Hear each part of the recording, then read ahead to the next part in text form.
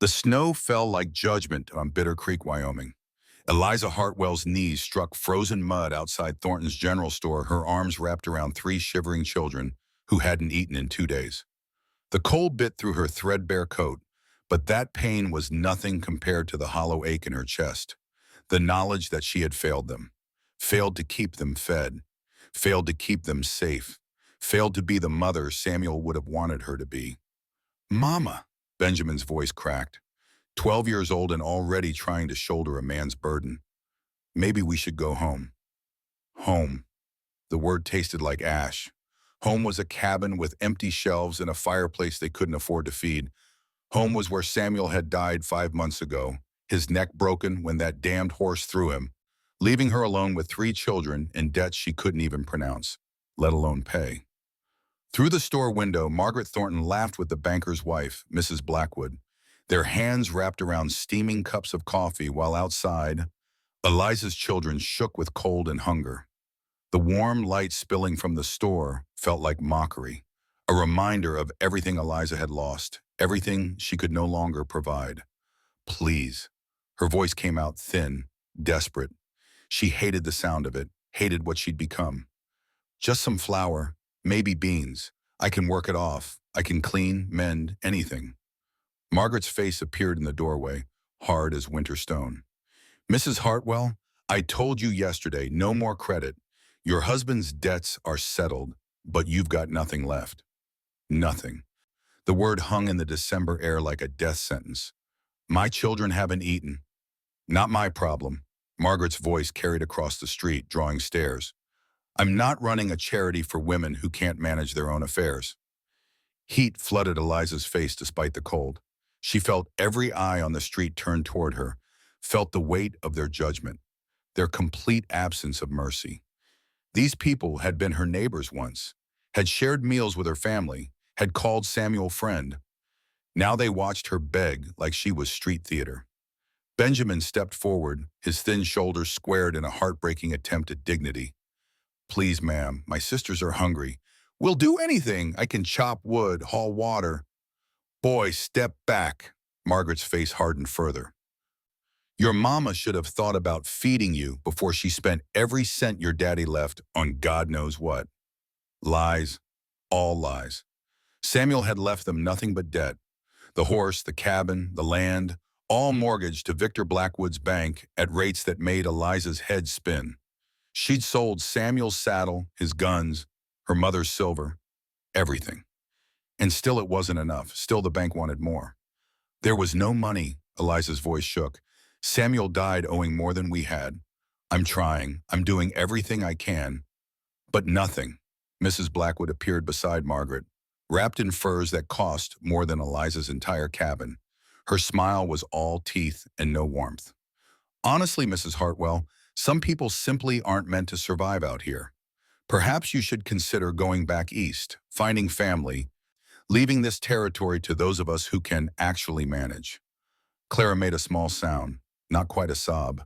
Grace whimpered against Eliza's chest, her small body trembling. I don't have family back east. The admission felt like defeat. This is our home. Samuel built.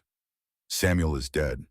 Margaret said it flat, cold, like stating the weather. And you're dragging these poor children down with you out of sheer stubbornness. Benjamin's hands clenched into fists. Eliza saw the rage building in him, the same fire that had burned in his father, and grabbed his arm before he could do something foolish. Don't! But the boy pulled away, tears cutting tracks through the dirt on his face. They're lying, Mama. You didn't spend anything. You sold everything, everything. And they know it. The whole town knows Pa died with nothing. And they're just being... A rock hit the snow at Benjamin's feet.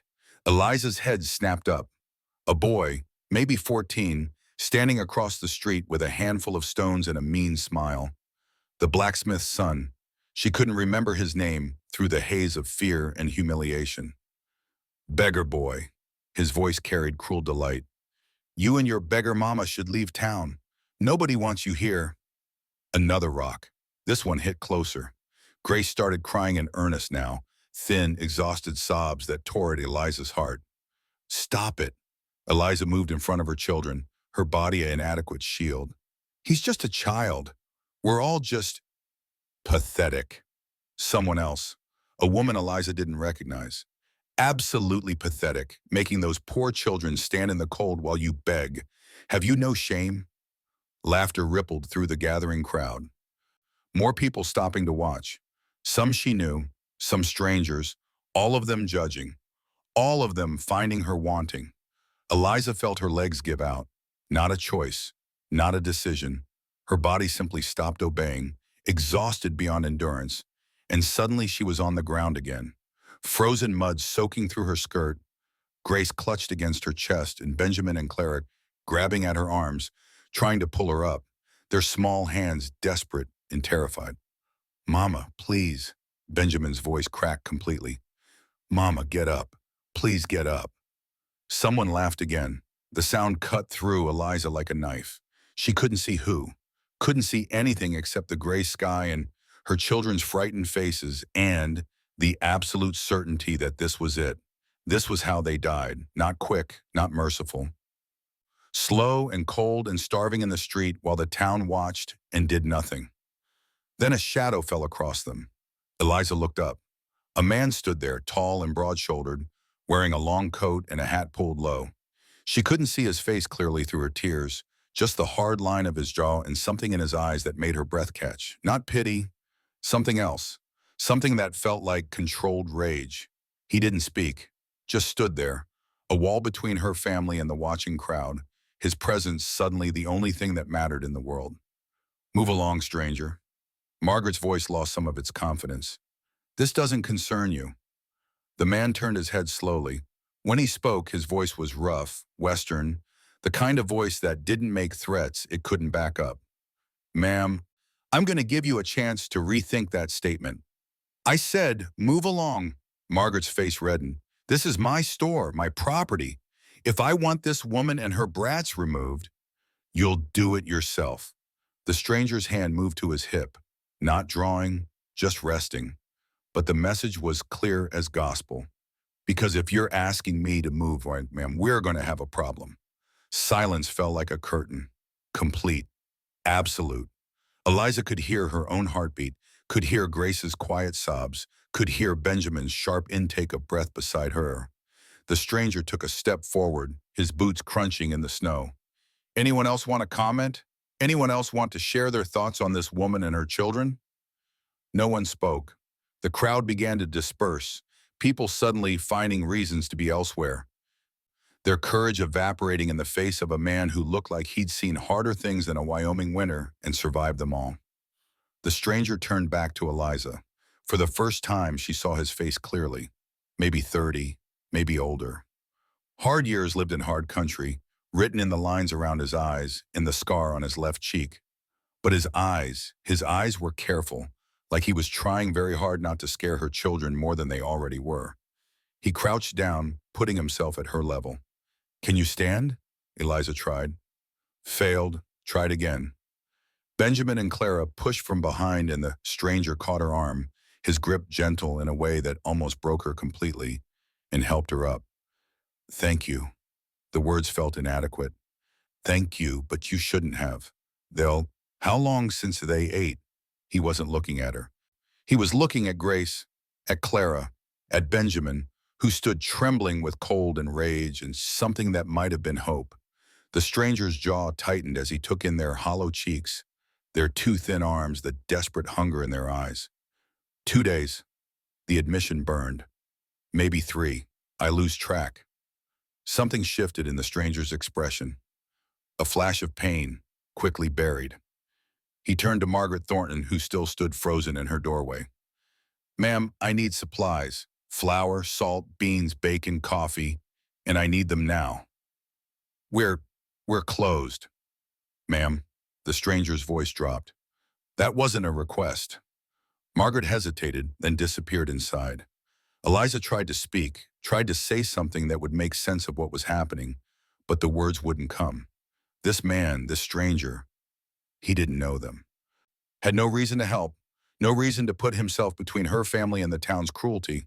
"I can't pay you," she forced the words out. "I don't have money. I don't have anything." "Didn't ask you to pay." He was watching the crowd now, the few stragglers who remained, making sure they understood his protection extended as far as it needed to. Asked you to stand up and keep these children warm until the supplies come out. But why? The question burst free. You don't know us. Don't know me. Why would you? Because it's right. He said it like there was no other option. No other choice, because watching a woman and her children starve while people laugh is about the worst thing I can imagine. And because I've been hungry before, ma'am, I know what it looks like. Margaret returned with packages, dropped them at the stranger's feet without meeting his eyes. He gathered them up, turned back to Eliza. Where's your cabin? 2 miles east. But sir, I can't accept. You can and you will. He handed the packages to Benjamin. Boy, can you carry these? Benjamin nodded, struck dumb by the weight of actual food in his arms, more than they'd seen in weeks. Good, you lead the way. I'll follow with my horse. Sir, please. Eliza was shaking now, from cold, from hunger, from shock. At least tell me your name. Tell me who. Nate. He tipped his hat. Nathaniel Cross, but Nate's fine. Mr. Cross, her voice steadied slightly. I'm Eliza, Eliza Hartwell. These are my children. Benjamin, Clara, Grace. He nodded to each of them in turn, his eyes lingering on Grace's tear-stained face. Ma'am, let's get you home before your children freeze. The walk took forever. 2 miles felt like 20. Grace fell asleep against Eliza's shoulder, her small body finally relaxing now that warmth and food were promised. Clara stumbled twice, exhaustion catching up with adrenaline. Benjamin carried the packages like they were made of gold, his face set in that too-adult expression that made Eliza's heart hurt. Nate walked beside them, leading a rangy paint horse that looked as worn as its rider. He didn't speak much, just kept pace, his presence a steady comfort in the dying light. When the cabin came into view, small, shabby, missing shingles on the roof, Eliza felt shame wash over her again. It's not much. It's home. Nate said it simple, certain. That's enough. Inside, the temperature wasn't much better than outside. The fire had died hours ago, no wood left to feed it. The cabin was just 4 walls and emptiness, a monument to everything Eliza had lost. Nate took one look around and nodded like he'd expected exactly this. You got an axe? Behind the cabin, but Mr. Cross, Nate. He was already moving toward the door. And you've done enough, more than enough. You don't need to. Ma'am, when's the last time you ate? Eliza opened her mouth, closed it, couldn't remember. That's what I thought. He paused at the threshold. Benjamin, you come help me. Clara, you help your mama get that stove going. Grace, you sit right there and don't move. And just like that, her children had orders, structure, something to do besides be scared and hungry. Benjamin followed Nate outside without question. Clara began gathering kindling from the small pile by the stove. Grace curled up in the rocking chair, watching everything with wide eyes. Eliza stood in the middle of her cold cabin and felt tears start. Hot, angry, grateful, terrified. Everything at once, overwhelming her completely. Mama. Clara's small hand slipped into hers. Is he going to stay? I don't know, sweetheart. I hope he does. The girl's voice was so quiet, so careful. I hope he stays forever. Outside, the sound of an axe biting wood. Steady, rhythmic, the sound of someone who knew what he was doing, who'd done this 1,000 times before. Eliza moved to the window, watched Nate swing the axe while Benjamin stacked split wood. The man moving with easy efficiency, no wasted motion. Benjamin watched him like he was memorizing every movement. Like he was trying to learn how to be a man from someone who understood what that meant. 20 minutes later, they came back inside, arms loaded with firewood. Nate had Benjamin start the fire while he unpacked the supplies Margaret had grudgingly provided. He moved through her kitchen like he belonged there, finding the cookpot without asking, beginning to prepare food with the calm competence of someone used to taking care of himself. You don't need to, Eliza found her voice. I can cook. I'm not helpless. I know you can, ma'am. He didn't look up from the pot. I'm not saying you can't. I'm saying you don't have to. Not tonight. Tonight you rest. Let someone else carry the weight for a few hours. The tears came then, no stopping them. Eliza sank into a chair and cried while this stranger, this man named Nate Cross, cooked beans and bacon and made coffee that smelled like heaven. Benjamin sat beside her, put his thin arm around her shoulders. It's okay, Mama. It's going to be okay. I'm sorry. She couldn't stop saying it. I'm so sorry. I should have done better. Should have protected you better. Should have... Mama, stop. Clara knelt at her feet. You did everything. Everything. This isn't your fault. Your daughter's right. Nate spoke without turning from the stove. I heard what happened out there, what they said. And ma'am, none of that was true. None of it. You don't know that. Eliza wiped her eyes. You don't know me. Don't know what I know a woman who sold everything she had trying to keep her children fed. His voice was quiet, certain. I know a woman who stood in the street and begged because her pride mattered less than her children's lives. I know a woman who's been carrying weight that would break most men, and she's still standing, still fighting. That's what I know, Mrs. Hartwell, and that's enough. The words hit harder than the rocks had, harder than Margaret's cruelty, harder than anything because someone saw her, really saw her. Not the desperate widow, not the burden, not the failure, just Eliza, fighting, surviving, still standing. Food's ready. Nate ladled beans into bowls. It's not fancy, but it's hot. The children descended on their bowls like wolves. Eliza started to tell them to slow down, to mind their manners, but Nate caught her eye and shook his head. Let them eat. Hunger like that doesn't care about manners. He handed her a bowl. Simple food, just beans and bacon and hard bread. But it tasted like salvation. Eliza ate slowly, trying to make it last, trying to remember the last time her stomach felt this full.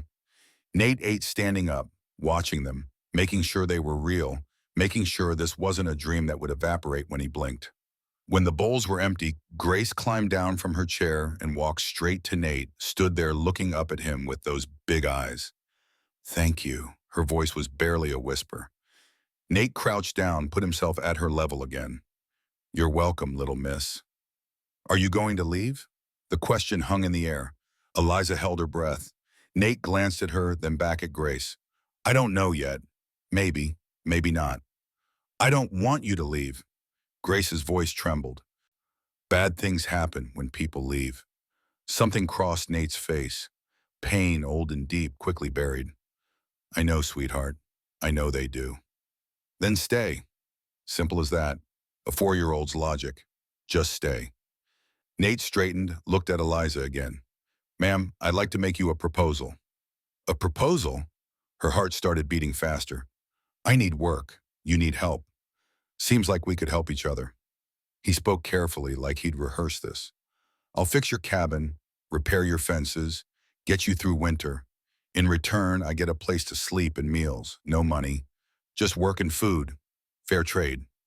Eliza stared at him. This stranger who'd appeared like an answer to prayer she'd stopped believing would be heard. This man who'd stood between her children and cruelty without asking for anything in return. Wia. The question came out raw. Really, why would you do this? He was quiet for a long moment. When he spoke, his voice was careful, controlled, like he was holding something back.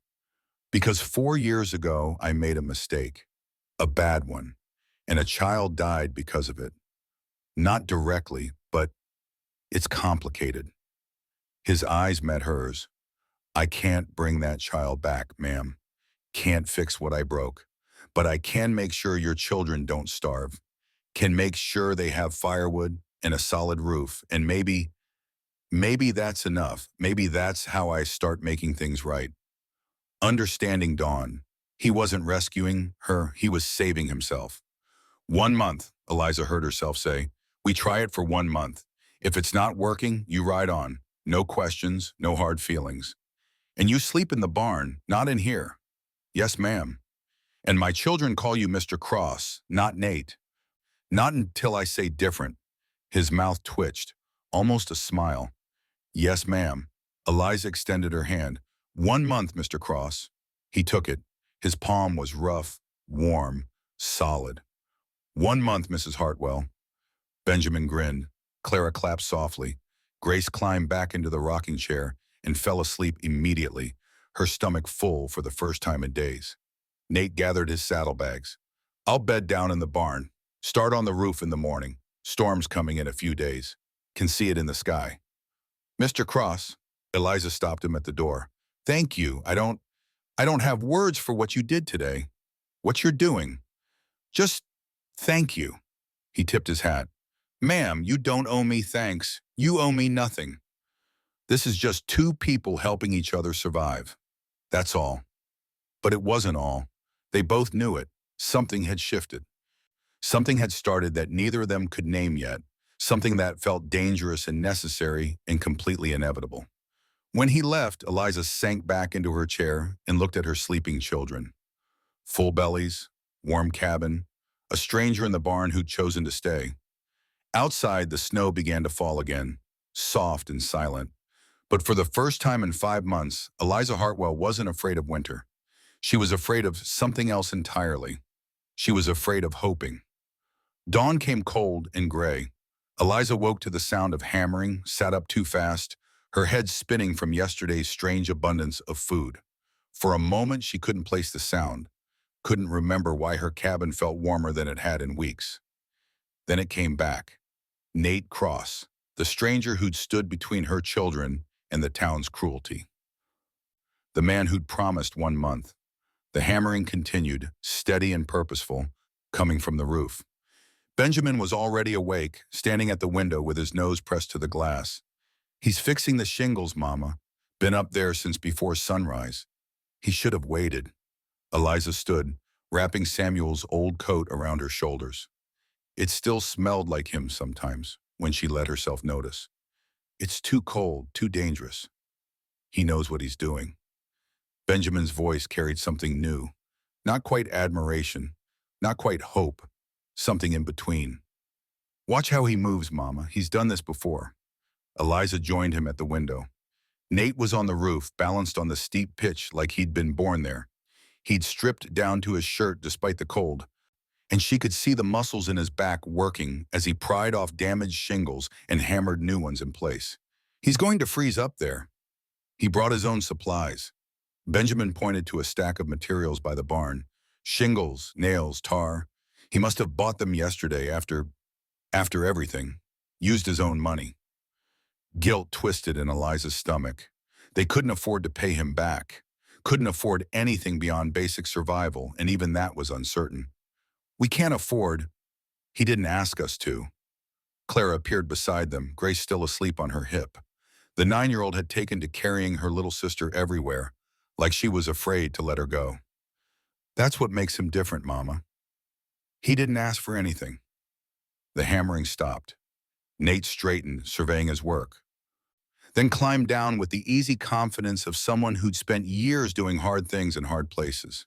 When he reached the ground, he looked up and caught them watching, raised one hand in a brief wave. Benjamin waved back eagerly.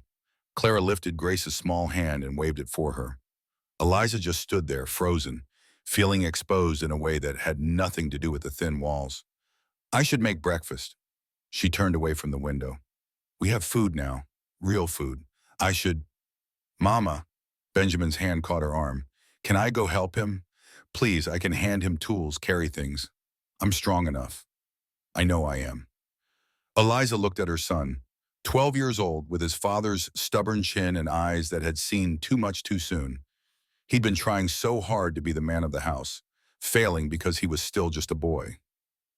But having Nate here, having someone to show him, teach him, yes, the word came out before she could second-guess it. But you stay where he can see you, and if he says it's too dangerous, you come straight back inside, understood? Benjamin's face split into the first real smile she'd seen in months. Yes, ma'am. Thank you, Mama. Thank you. He was out the door before she could change her mind, running through the snow in boots that were too small and a coat that was too thin. Eliza watched him reach Nate, watched the man crouch down to the boy's level, listened to words she couldn't quite hear. Then Nate nodded, and Benjamin's smile grew wider, and they walked together toward the barn. He's a good man. Clara said it soft, certain. Mr. Cross, he's good. We don't know that yet. Eliza moved to the stove, grateful for something to do with her hands. We don't know anything about him. We know he stopped them from hurting us. Clara set Grace down carefully. We know he didn't have to, but he did anyway. That's enough, isn't it? Was it? Eliza didn't know anymore. 5 months ago, she'd known what was enough. Samuel's love had been enough. Their small cabin and struggling ranch had been enough. The promise of tomorrow had been enough. Then Samuel died, and the definition of enough had shifted, shrunk, became simply enough food to keep the children alive, enough firewood to keep them from freezing, enough pride to face another day of failure. Now this stranger was redefining enough again. And Eliza didn't know how to feel about it. She made oatmeal with the supplies Nate had bought. Real oatmeal, not the thin gruel she'd been stretching for weeks. Added a precious spoonful of honey. The smell alone made her stomach clench with remembered hunger. Grace woke up and stumbled to the table, rubbing her eyes. Is Mr. Cross still here? He's outside with Benjamin. Eliza set a bowl in front of her daughter. Eat slowly, sweetheart. Your stomach's not used to. But Grace was already shoveling oatmeal into her mouth, pausing only to breathe. Clara ate almost as fast, both of them silent with concentration, making up for days of deprivation. Eliza forced herself to eat too, though every bite felt like theft. This was Nate's money, Nate's charity. Even if he called it something else, even if he pretended it was fair trade, they both knew the truth. She was dependent on him now, completely, and that scared her more than the hunger had. The door opened. Benjamin and Nate stomped inside, bringing cold air and the smell of fresh-cut wood. "Mama, you should see!" Benjamin's words tumbled over themselves. "Mr. Cross is building a wood shelter, a real one with a roof and everything, so the firewood stays dry. And he's teaching me how to measure and cut. And slow down." Eliza couldn't help smiling at her son's enthusiasm. "Breathe first, talk second." Nate hung his hat by the door. "Morning, ma'am. Hope we didn't wake you with the noise." "You didn't." A lie. She'd been awake the moment the hammering started. "There's oatmeal if you're hungry." "Appreciate it." He moved to the basin, washed his hands with the efficient movements of someone used to hard work. "Roof's about half done. Should have it finished by tomorrow if the weather holds." "You don't need to," Eliza started. "Ma'am, we had an agreement." Nate dried his hands on the towel hanging by the basin. 1 month. I fix things, you feed me. I'm keeping my end of the bargain. You planning to keep yours? It wasn't accusatory, just factual, but it still made Eliza's face heat. "Of course. I just meant, then we're square." He accepted the bowl she handed him. "This smells good, Mrs. Hartwell. Thank you." They ate in silence, not uncomfortable exactly, but waited, like everyone was aware they were performing some new ritual, establishing patterns that would define the next month. Grace broke the silence. "Mr. Cross, do you have children?" "Grace," Eliza's tone was sharp, "that's not appropriate to ask." "It's all right." Nate set down his spoon. "No, little miss, I don't have children, never married, never had the chance to settle down long enough." "Why not?" Grace's curiosity was relentless. "Don't you want to?" "Grace, enough." "No, ma'am, it's fine." Nate looked at the 4-year-old with something like sadness in his eyes. "I guess I was always moving, always looking for something I couldn't quite name. Figured I'd settle when I found it. But I never did. Not until—" He stopped, cleared his throat. "Anyway, that's water under the bridge." "What's water under the bridge mean?" Grace asked. "It means the past is past," Claire explained. "Right, Mr. Cross?" "Something like that." Nate stood, carried his empty bowl to the basin. "Mrs. Hartwell, I noticed your fence line is in rough shape. Thought I'd work on that this afternoon if you don't object." "I don't object, but Mr. Cross," Eliza took a breath. "Nate, you're doing too much. The roof alone is several days of work. The fence will take longer. You can't possibly—" "Ma'am, I'm not doing too much. I'm doing what needs doing." He pulled his coat back on. "That's the agreement. That's what I'm here for." "But what about you?" The question burst out before she could stop it. "What about rest? Time to yourself? You can't just work from sunup to sundown." "Yes, I can." His voice was gentle but firm. "Mrs. Hartwell, I've been drifting for 4 years, working odd jobs, moving on when the work dried up or the town got too familiar. I'm used to hard days, used to earning my keep. This is no different. It is different, Eliza heard herself say, because this isn't just work. This is my home, my children, my life you're fixing. And I don't understand why. Nate was quiet for a long moment. Then he glanced at the children, then back at her. Because I can, because it needs doing, and because, he paused, because seeing you beg in that street yesterday, seeing those people laugh while your children cried, that was the kind of wrong I can actually fix. Most things in this world I can't do anything about. But this I can fix. So I am.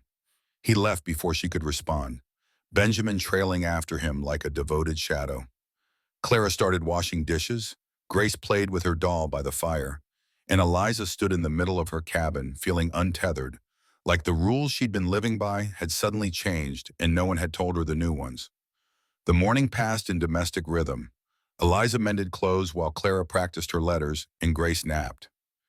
Outside, the sound of hammering continued, occasionally punctuated by Benjamin's excited questions and Nate's patient answers. Around midday, Eliza made sandwiches from yesterday's bread and took them outside. Found Nate and Benjamin working on the fence line, clearing debris and pulling out rotten posts. Lunch? She held out the plate. Benjamin grabbed a sandwich immediately. Nate hesitated. Mr. Cross, take it. Eliza kept her voice firm. You've been working for 6 hours. You need to eat. Yes, ma'am. He accepted the sandwich but didn't eat right away, his eyes scanning the horizon like he was looking for something. Or watching for something. Your husband's ranch, Nate said after a moment. What was he raising? Cattle? Horses? The question caught her off guard. Horses. He trained them mostly, breaking them for saddle, teaching them to work. He was good at it. I noticed the corral's empty. I had to sell them. The words hurt. After Samuel died, the banker said I couldn't manage horses on my own. Said I should sell while I could still get decent money. So I did, all except one, a mare named Willow. She's in the barn, too old to sell for much, but I couldn't. Eliza's voice caught. Samuel loved that horse. I couldn't let her go. Nate nodded slowly. Would you mind if I took a look at her, see what shape she's in? Why? Because horses are valuable, ma'am. If you still have land and a corral, you could rebuild. Start small, maybe buy a young mare and a good stallion. Breed them, sell the foals. It's not fast money, but it's honest money. Hope flickered in Eliza's chest. Dangerous hope. I don't have money for breeding stock. I barely have money for food. Not yet. Nate took a bite of sandwich. But spring's coming. In spring, ranchers need help with branding, fencing, building. I can hire out, make enough to buy stock. If you're willing to wait, if you're willing to try more. Benjamin's eyes went wide. Really? We could have horses again? Maybe. Nate's voice was careful. Can't promise anything, but we could try. Eliza looked at this stranger who kept saying we instead of you. This man who was already planning months ahead when their agreement was only for 1 month. Why do you care, she asked. Why does it matter to you what happens to this ranch? Nate met her eyes. Because someone needs to care, ma'am. And right now, I'm the someone who's here. That afternoon, Ruth Chen came calling. Eliza saw the wagon approaching and felt her stomach drop. The Chinese woman who ran the general store with her husband was kind, but her presence meant something. News, gossip, questions Eliza didn't want to answer. Mrs. Hartwell, Ruth climbed down from her wagon carrying a basket. I hope I'm not intruding. Of course not. Eliza wiped her hands on her apron, hyper-aware of how shabby she must look. Please come in. Inside, Ruth set the basket on the table. I brought some things, fabric scraps for the girls, some hard candy, and Edward wanted me to give you this. She pulled out an envelope. What is it? A job offer. Ruth's dark eyes were kind. Edward needs help at the store. Inventory, stocking shelves, dealing with customers. 3 days a week, $1 a day. Eliza's hands trembled as she took the envelope. $3 a week, $12 a month. It wasn't much, but it was something. Something she'd earned, not charity, not dependence. Why knowing? The question came out harsher than she meant. Why would Edward offer me work now after yesterday? Ruth sat down without being invited. Because yesterday was wrong. What they did to you. What they said. Edward and I, we weren't there. We heard about it after. And we were ashamed of our town, ashamed we didn't know how bad things had gotten for you. So this is guilt money. No, Ruth's voice firmed. This is a buy-up. Edward needs help. You need money. It's business, nothing more. Everyone will talk. Let them. Ruth shrugged. People always talk. But Mrs. Hartwell, you have 3 children to feed. You can't afford pride anymore. None of us can. The words stung because they were true. Eliza looked at the envelope, looked at her daughters watching from the corner, looked at the closed door beyond which Nate was working himself to exhaustion on her behalf. 3 days a week, she forced the words out. Which days? Tuesday, Thursday, Saturday, 8 in the morning until 3 in the afternoon. I'll need someone to watch the children. Bring them, Ruth smiled.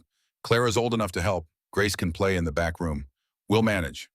Eliza wanted to refuse, wanted to maintain some last scrap of independence, but the envelope in her hands felt like hope.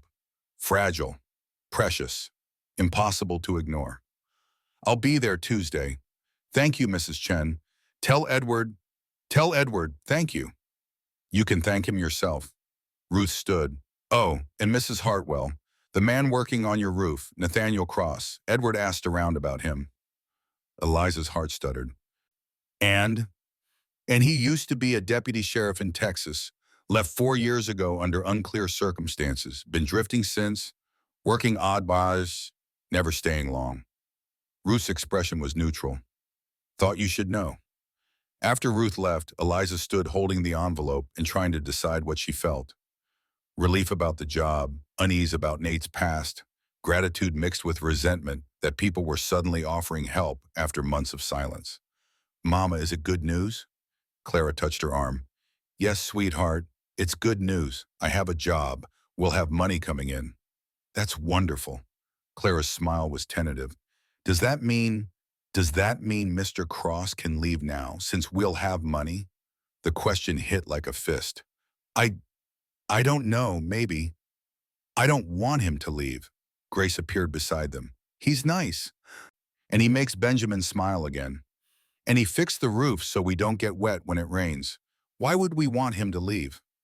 We wouldn't. Clara shot Eliza a look, an adult look on a 9-year-old's face. Right, Mama? We want him to stay. Did they? Did she? Eliza didn't know anymore. Yesterday she'd been desperate. Today she had food and firewood and a job offer. Tomorrow she might have choices again. Independence, the ability to stand on her own. But the thought of Nate leaving, of going back to managing everything alone, of watching Benjamin's smile fade and Grace's hope dim, that thought hurt worse than the hunger had. That evening, Nate came in after dark, exhausted and filthy. Benjamin was asleep on his feet, but grinning, proud of a full day's work. Fence is about half done. Nate washed his hands, his movements slow with fatigue. Should have it finished in a few days. Then I'll start on the barn door. It's hanging crooked. Won't last the winter like that. Mr. Cross, Eliza served him dinner, kept her voice neutral. I received a job offer today at Chen's General Store, 3 days a week. Nate looked up. That's good news, ma'am. Real good news. It is. She paused. It means I'll have income, steady income, which means... She couldn't quite finish the sentence. Which means I don't need to stay. Nate set down his fork. Ma'am, are you asking me to leave? No, I'm saying you can if you want to. You've done so much already, more than anyone could expect. And if you have other places to go, other jobs waiting, I don't want to keep you out of obligation. Mrs. Hartwell, Nate's gray eyes held hers. I made an agreement. 1 month. We're 3 days in. I keep my word.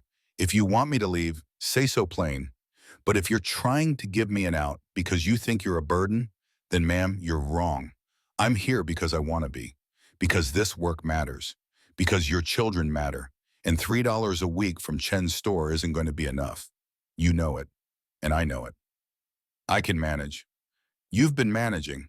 His voice was gentle but firm. For 5 months, you've been managing. Barely, selling everything, going hungry, begging in the street. That's not managing, ma'am. That's drowning slow.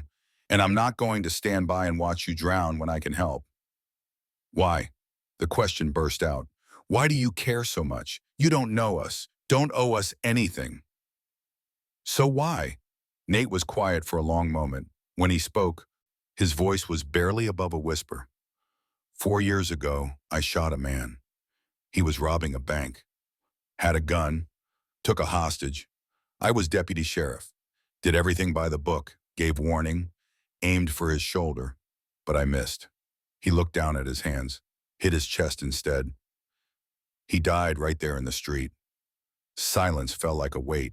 Turned out the gun wasn't loaded, and the hostage was his 6-year-old daughter. He was desperate, hungry, trying to feed his family. Nate's voice cracked, and I killed him for it. The law said I did right, said it was a clean shoot, justified. But that little girl, he looked up at Eliza. She looked at me with eyes just like Grace's, and she screamed that I'd killed her daddy. And she was right. I had. Tears tracked down his weathered face. Her mother couldn't make it alone. Couldn't feed the girl and her 2 brothers. Last I heard before I left Texas, they'd gone to an orphanage. All 3 of them. Because I killed their father for trying to feed them. Eliza couldn't breathe, couldn't speak. This man she'd thought was a stranger had just given her the most intimate piece of himself. His shame, his guilt, his reason for everything. So when I see you and your children, Nate continued, when I see that same desperate hunger, that same impossible choice, I can't walk away, can't let it happen again. Not when I can stop it. Even if I can't fix what I broke, maybe I can keep it from breaking again. Mr. Cross, Eliza found her voice, that wasn't your fault. You were doing your following the law. You can't blame yourself for, yes, I can. He wiped his face roughly, and I do every day. But ma'am, I'm not asking for forgiveness, not asking you to absolve me. I'm just telling you why I'm here, why I'm staying. So you understand this isn't about you being a burden. This is about me trying to make one thing right in a world where I made something terribly wrong. Benjamin spoke up, his voice small. My pa died trying to fix a fence. Horse spooked, threw him, broke his neck. It was nobody's fault, just bad luck, bad timing. Ma says sometimes bad things just happen and we can't stop them. Your ma's right. Nate's voice steadied. But sometimes we can stop them. Sometimes we're in the right place at the right time to make a difference. And when that happens, we have to try. Even if we're scared, even if we fail, we have to try. Grace climbed down from her chair and walked to Nate. Stood there looking up at him with those impossibly big eyes. You didn't mean to hurt that little girl's daddy. You were trying to help. Sometimes helping goes wrong, but that doesn't mean you stop trying. Out of the mouths of babes, Nate looked at this 4-year-old child, and something in his face cracked open. You're right, little miss. It doesn't mean I stopped trying. Good. Grace climbed into his lap without invitation, settled there like she belonged. Because we need you. Mama needs you, even if she won't say it. Grace, Eliza's face burned. That's enough. It's true, Mama. Clara joined in. You do need him. We all do, and that's okay. Needing people isn't bad. Pa used to say, that's what communities are for. People helping people. That's how we survive. Samuel had said that, had believed it. And Eliza had forgotten, somewhere in the desperate scramble of the last 5 months. Had forgotten that accepting help wasn't weakness. It was wisdom. 1 month, she heard herself say. We agreed to 1 month. Let's see where we are at the end of it. See if... She couldn't finish, couldn't name what she was hoping for. 1 month. Nate agreed, and then we decide together. That night, after the children were asleep and Nate had gone to the barn, Eliza stood at the window and watched snow begin to fall. Soft, gentle, nothing like the harsh storm that had raged the day she'd begged in the street. Everything was changing. The cabin was warmer. The children were fed. There was work to do and money coming in. And a man in the barn who'd promised to stay. But Eliza had learned the hard way that promises broke, that good things ended, that tomorrow was never guaranteed. So she stood at the window and watched the snow and tried not to hope too hard, because hope, she discovered, was the most dangerous thing of all. The first week passed in a blur of work and carefully maintained distance. Eliza started at Chen's store on Tuesday. The walk into town made her stomach clench, remembering the rocks and the laughter, and Margaret Thornton's cruel eyes. But Ruth met her at the door with a warm smile and a list of tasks, and Edward treated her like any other employee. No pity, no judgment, just business. The townspeople who came in stared, whispered. Some turned around and left rather than be served by the desperate widow who'd begged in the street. But others, enough others, simply bought their supplies and left. And at the end of the day, Ruth pressed $3 silver into Eliza's palm. "See you Thursday." $3. It wasn't enough. Nate had been right about that. But it was hers, earned, not given out of charity or obligation or guilt. And that mattered more than the amount. She came home to find the fence finished, the barn door repaired, the wood shelter completed, and stacked full of split logs. Nate and Benjamin were in the corral with Willow, the old mare Eliza hadn't been able to sell. The horse looked better than she had in months, coat brushed, hooves trimmed, moving with something like her old spirit. "Mama, look," Benjamin called out when he saw her. "Mr. Cross says Willow's still got good years left. Says we can use her for breeding if we can find the right stallion." Eliza leaned on the fence rail and watched Nate work. He moved around the horse with quiet confidence, his hands gentle but firm, his voice low and soothing. Willow responded to him like she'd known him all her life, not just a handful of days. "She trusts you," Eliza said. Nate looked over. "Horses are simple, ma'am. You treat them fair, they trust you. People are more complicated." "Are they?" She heard the challenge in her own voice. "Or are people just like horses? Treat them fair, and they'll trust you too." "Maybe." He ran his hand down Willow's neck. "But horses don't lie. Don't pretend. Don't smile while they're planning to kick you. People do all that and more." "Sounds like you've been kicked a lot. Enough times to learn." He opened the gate, led Willow back to the barn. Benjamin followed, still chattering about breeding plans and full prices and dreams that might actually be possible now. Clara had dinner ready when they came inside. Not just ready, but good. The 9-year-old having absorbed everything Eliza taught her and added her own touches. The cabin smelled like home for the first time since Samuel died, and Eliza felt something in her chest unclench just slightly. They ate together, the 5 of them crowded around the table that was too small, passing food and talking about their days. Benjamin described everything he'd learned about fence building. Clara reported that Grace had finally learned to tie her own shoes. Grace demonstrated, proud and beaming. Nate was quiet, mostly listening, occasionally answering direct questions, but never volunteering much about himself. He'd given them his worst secret that first night, and since then had retreated into careful politeness. Present, but distant. There, but not quite. It bothered Eliza more than she wanted to admit. After dinner, Nate helped Benjamin with arithmetic while Eliza mended, and Clara read to Grace from the one book they'd managed to keep, a collection of fairy tales with a cracked spine and water-stained pages. But the words still worked, the stories still transported. "Mr. Cross," Benjamin stared at his slate. "How do you figure percentages? Mama tried to explain, but I don't understand." "Let me see." Nate leaned over the boy's shoulder. "All right, say you've got 100 head of cattle, 20% die in winter. How many you lose?" Benjamin screwed up his face in concentration. 20? "That's right. Now, how'd you figure that?" Because 20% means 20 out of every 100. "Exactly." Nate tapped the slate. "It's just division, son, taking the whole and breaking it into parts. Once you understand that, the rest is easy."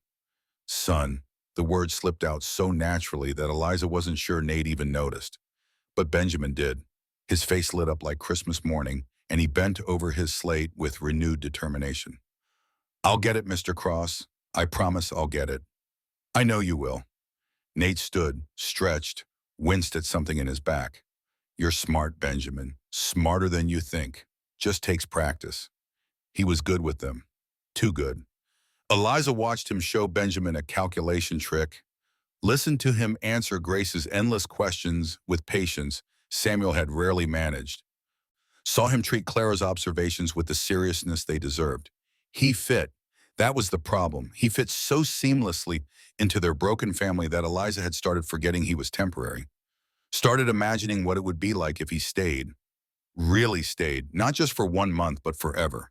And that was dangerous, more dangerous than the hunger had been, because hope hurt worse than despair when it was ripped away. Thursday at the store, Margaret Thornton came in. Eliza was restocking shelves when she felt eyes on her back, turned to find the woman who'd kicked snow at her children standing there with a basket and a superior expression. "Mrs. Hartwell," Margaret's voice dripped false sweetness. "How nice to see you found employment. I'm sure Edward is very generous to take on someone with your limited experience."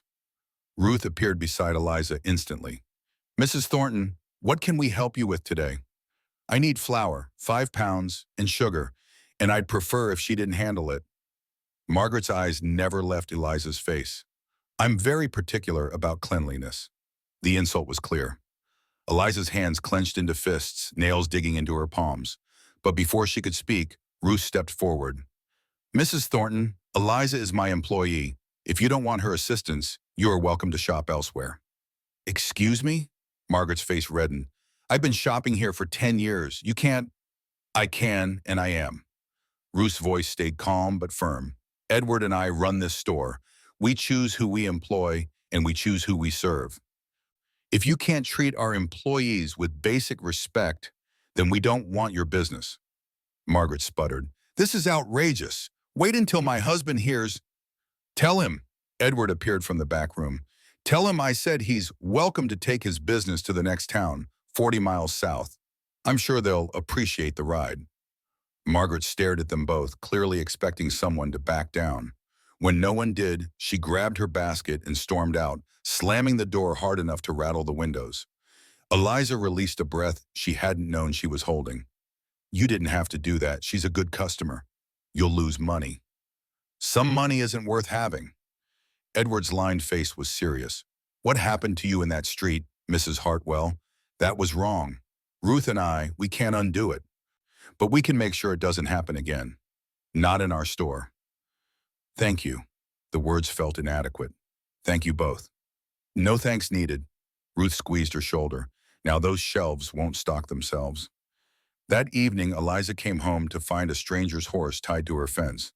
Her heart seized. She hurried inside, clutching Clara and Grace close, to find Nate sitting at her table across from a man she'd never seen before. Large, weathered, with a scar running down his left cheek and eyes that held nothing soft. Benjamin was pressed into the corner, silent and scared. Nate's posture was deceptively relaxed, but Eliza could see the tension in his shoulders, could see his right hand resting casually near the knife at his belt. "Mrs. Hartwell," Nate's voice was calm, too calm. "This is Jack Hollis. He's looking for someone. I was just telling him he's got the wrong place." "Wrong place, he says." Jack Hollis's voice was gravel and rust. "But I heard tell there's a man named Cross working here. Used to be a deputy in Texas. And I've been looking for a deputy named Cross for 4 years now." Eliza's blood went cold. "I think you should leave, Mr. Hollis." "I'll leave when I'm ready." Jack didn't even look at her. "See, 4 years ago, Deputy Nathaniel Cross shot my brother. Killed him dead in the street. Said it was justified. Said Daniel was robbing a bank. But what they didn't mention was that Daniel's gun wasn't loaded. That he was just desperate. Just trying to feed his family." The room tilted.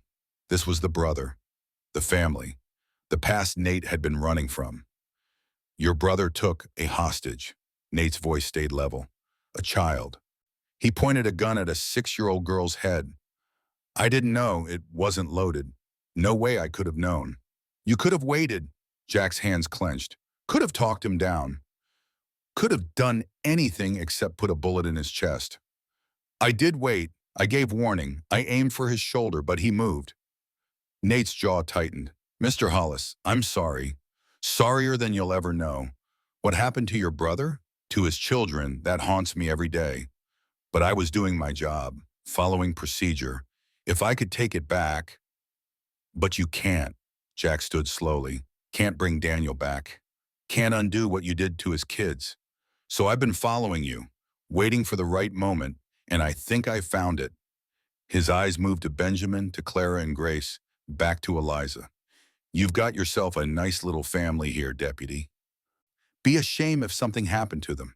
Be a shame if you had to watch them suffer the way Daniel's kids suffered. Eliza moved without thinking, putting herself between Jack Hollis and her children. Get out. Get out of my house now. Ma'am, I'm not going to hurt you. Jack's smile was cold, not directly, but cross here. He needs to understand what he took from us, needs to feel it. And the best way to make a man feel something is to take away what he loves. He doesn't love us. The lie came swift and desperate. He's just hired help, a drifter. He'll be gone in 3 weeks. He means nothing to us, and we mean nothing to him. That so? Jack looked at Nate. That true, Deputy? These people mean nothing to you? Nate's gray eyes met Eliza's, held them, and she saw everything he'd been hiding. All the careful distance, all the deliberate restraint, all of it stripped away in one unguarded moment. No, his voice was quiet. That's not true. Nate, don't. Eliza's voice broke. Don't give him. They mean everything. Nate stood slowly, hands visible, non-threatening. Mrs. Hartwell and her children, they gave me something I thought I'd lost. Purpose, redemption, a reason to stop running. So if you want to hurt me, Jack, you hurt me, but you leave them alone. They had nothing to do with Daniel, nothing to do with Texas. They're innocent. So are Daniel's kids. Jack's voice went hard. Innocent. And they're in an orphanage now because of you. So no, Deputy, I don't think I'll leave these people alone. I think I'll make sure you watch them struggle the way I watched my niece and nephew struggle. Make sure you feel helpless the way we felt helpless. Over my dead body. Eliza surprised herself with the steel in her voice. Mr. Hollis, I'm sorry for what happened to your brother's children. Truly sorry, but threatening mine won't fix it. Won't bring your brother back. Won't help anyone. Might make me feel better.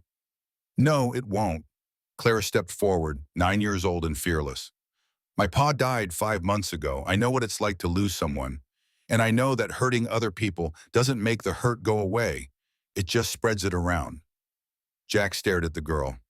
Your pa have anything to do with his death? No, but even if he did, I wouldn't want revenge. I'd want to understand. Want to know why. Want to make sure it never happened again. Clara's voice shook but held. That's what my pa would want. Not more pain. Just understanding. Something flickered across Jack's scarred face. Not quite regret, not quite sympathy, but something. You're a smart girl, he said finally. Smarter than me, probably. He looked at Nate.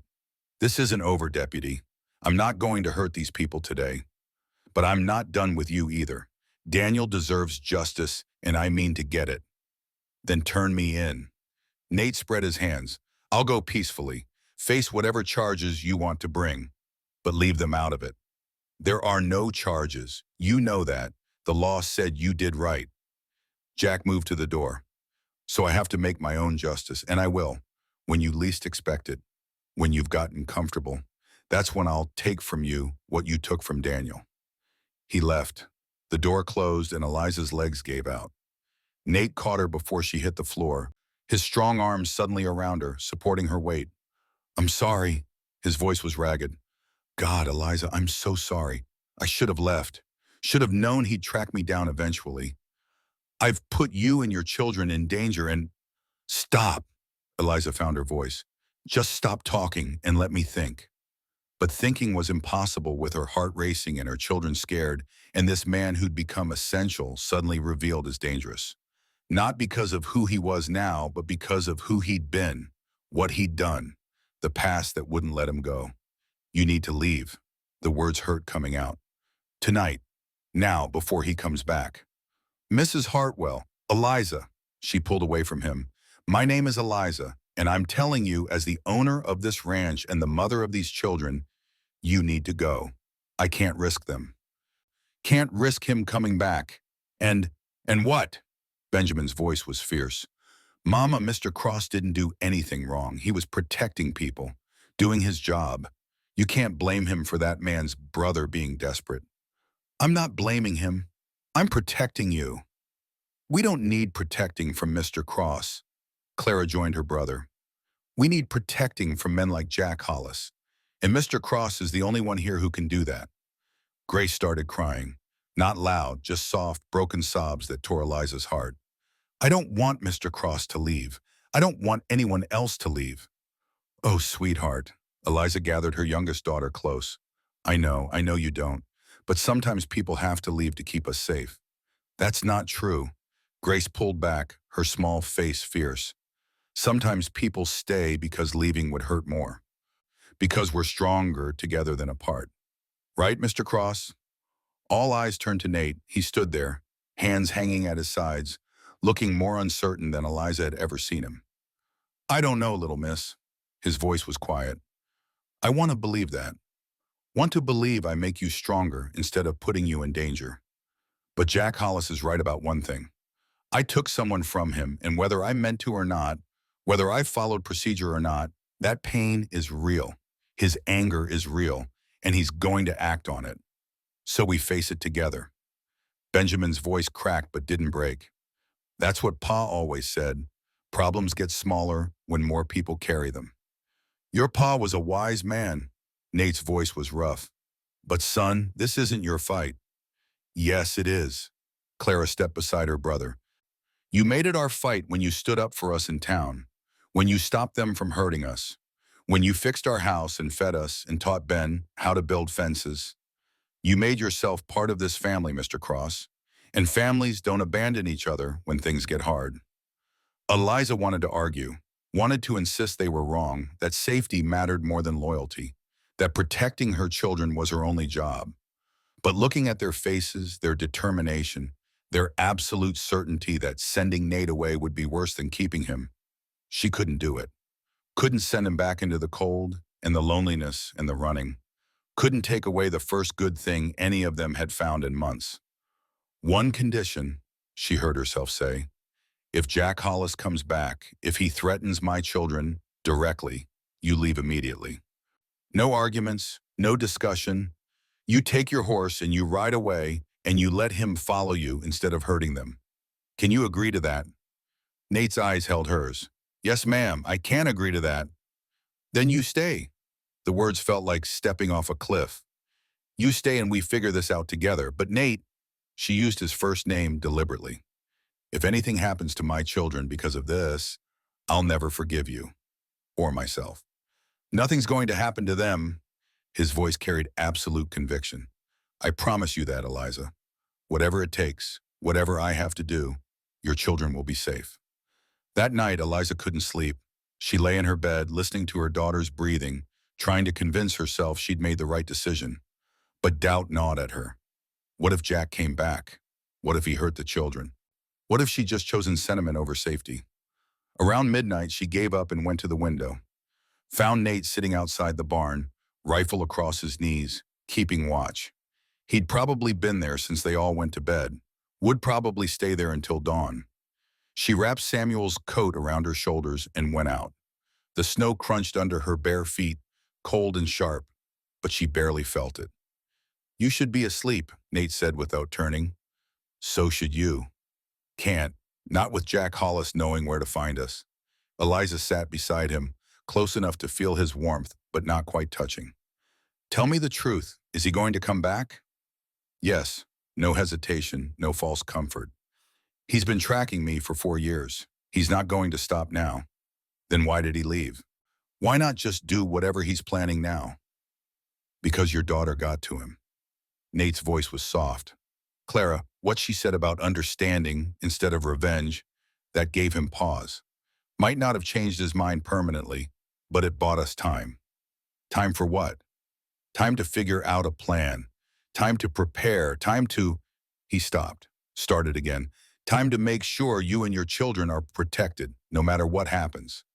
You're going to leave, aren't you? The realization hit like a fist.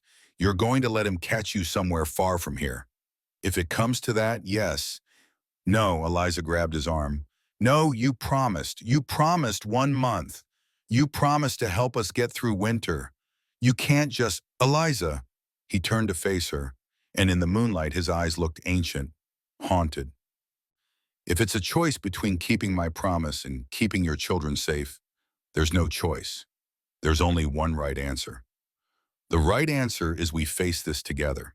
She didn't let go of his arm. The right answer is we're stronger as a unit than as individuals. The right answer is you stop trying to be a martyr and accept that you have people who care about you now. I'm not worth caring about. That's not your decision to make. Her voice shook with sudden anger. You don't get to decide your own worth, Nate. Other people decide that. And we've decided you matter, all of us. Benjamin, Clara, Grace. We've decided you're worth keeping, worth fighting for. So stop trying to throw yourself away like you're garbage. He stared at her. You really believe that? Yes. The word came out fierce. I believe it. And if you can't believe it yourself, then believe that we need you, not just for the work, not just for the protection, but because you make us better, make us whole in a way we haven't been since Samuel died. Nate's hand came up slowly, carefully, and cupped her cheek. His palm was rough and warm, and Eliza found herself leaning into it without meaning to. You're the strongest woman I've ever met. His voice was quiet. You know that? Samuel Hartwell was a lucky man. Samuel was a good man who died too soon and left me drowning. The honesty surprised her. And you're a good man who showed up at exactly the right moment. That's not luck, Nate. That's something else. Something bigger. Like fate. Like grace. She covered his hand with hers. Undeserved, unexpected, but precious beyond measure.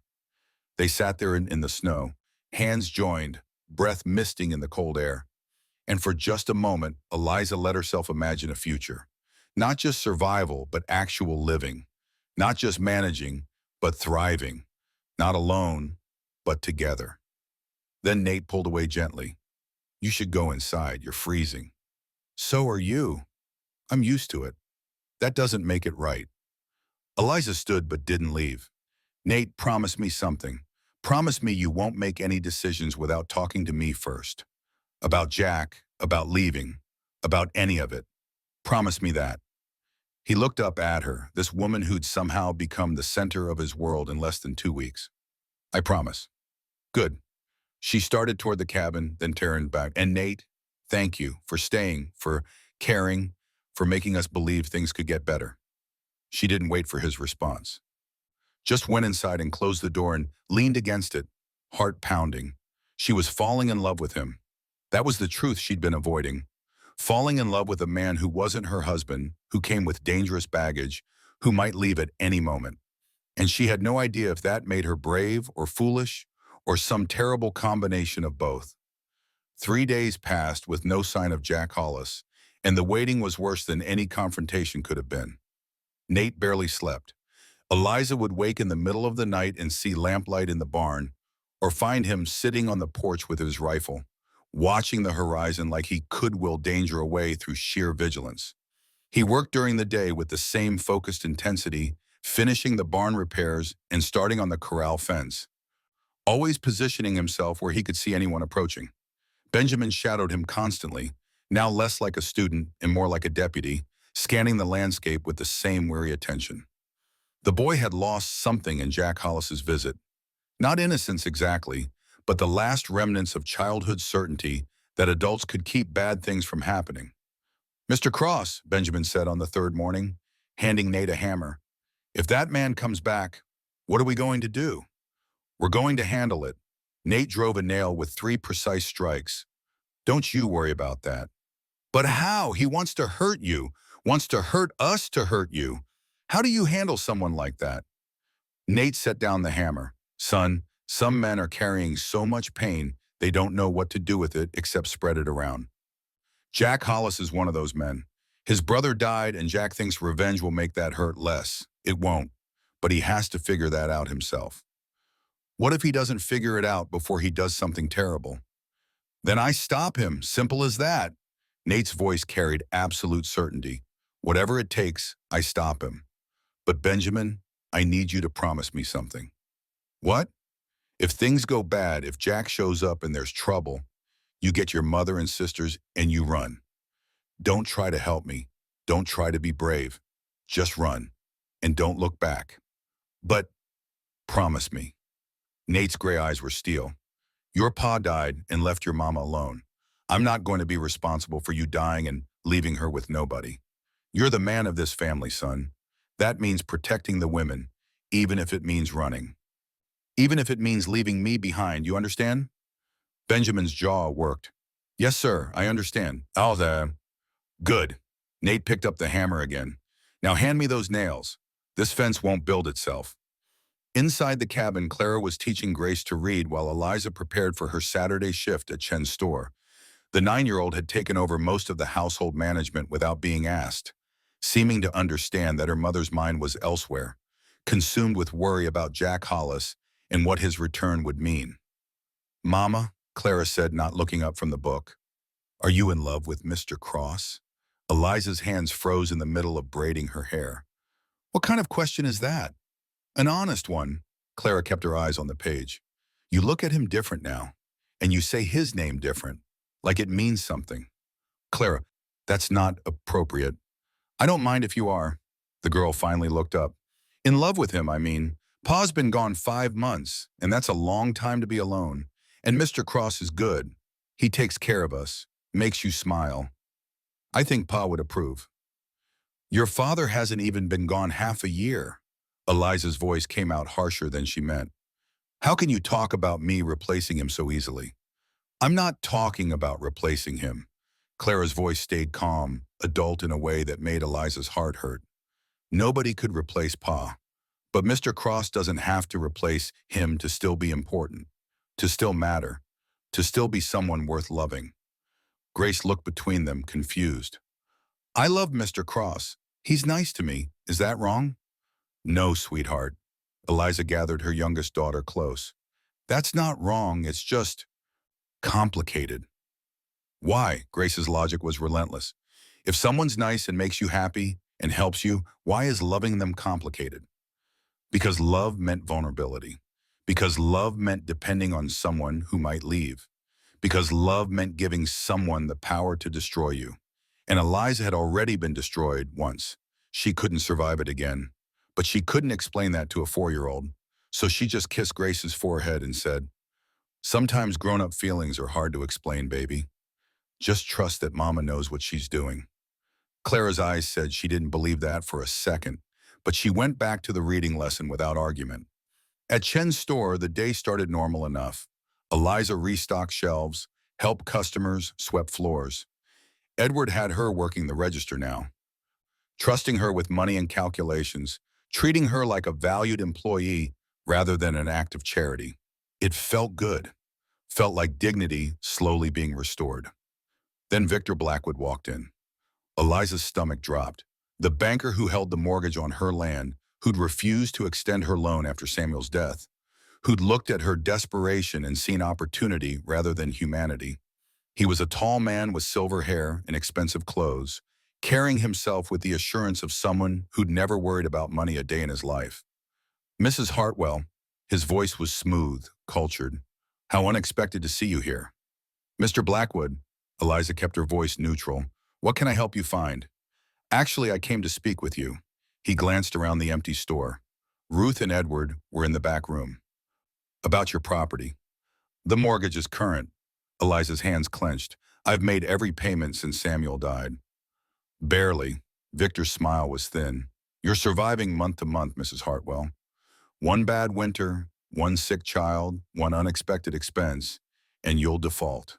We both know it. What's your point? My point is I'd like to make you an offer. A generous one. I'll buy your property for $2,000.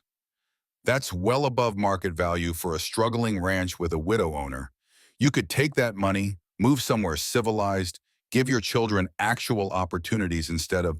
No. The word came out flat, hard. Mrs. Hartwell, be reasonable. I said no. Eliza stepped closer, dropping her voice so any customers who might enter wouldn't hear. I know what my property is worth, Mr. Blackwood. And I know you want it because of the water rights. Because my creek feeds into your land. Because buying me out would give you control of the whole valley. Well, you can't have it. That land is my children's inheritance, their future, and I will die before I let you take it from them. Victor's expression hardened. You're making a mistake. Winter's barely started. By March, you'll be begging me to take that ranch off your hands. And when you come to me then, my offer will be half what it is now. Then I guess I'll see you in March. Eliza turned her back on him, hands shaking with rage and fear. Now, if you're not buying anything, I need to get back to work. She heard him leave, the door closing with deliberate softness that somehow felt more threatening than a slam. Ruth appeared from the back room immediately. I heard. Her voice was tight. That man is poison, Eliza. You watch yourself around him. He wants my land. He wants everyone's land. Ruth began rearranging items that didn't need rearranging, her movements sharp with anger. Been buying up property at all over the territory. Small ranchers who can't make payments, widows who can't manage a loan. He swoops in with his generous offers and his civilized manner, and people who don't know better take his money and leave. Then he consolidates the land, controls the water, and charges everyone else whatever he wants. Samuel never trusted him.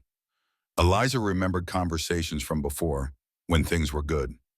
Said any man who smiled that much while talking about money was hiding something rotten underneath. Your husband was right. Ruth's dark eyes were fierce. You hold on to that land, Eliza. Whatever it takes, because once Blackwood owns the water rights, he owns the whole valley, and the rest of us will be at his mercy. The weight of it pressed down on Eliza's shoulders. It wasn't just about her anymore. Wasn't just about keeping a roof over her children's heads. Her small ranch with its struggling finances and broken fences was somehow the last line of defense against a man who wanted to own everything. She thought about telling Nate when she got home, then decided against it. He had enough to worry about with Jack Hollis. He didn't need to know that their problems were multiplying like weeds in untended soil. But secrets had a way of coming out, especially in small territories where everyone knew everyone else's business.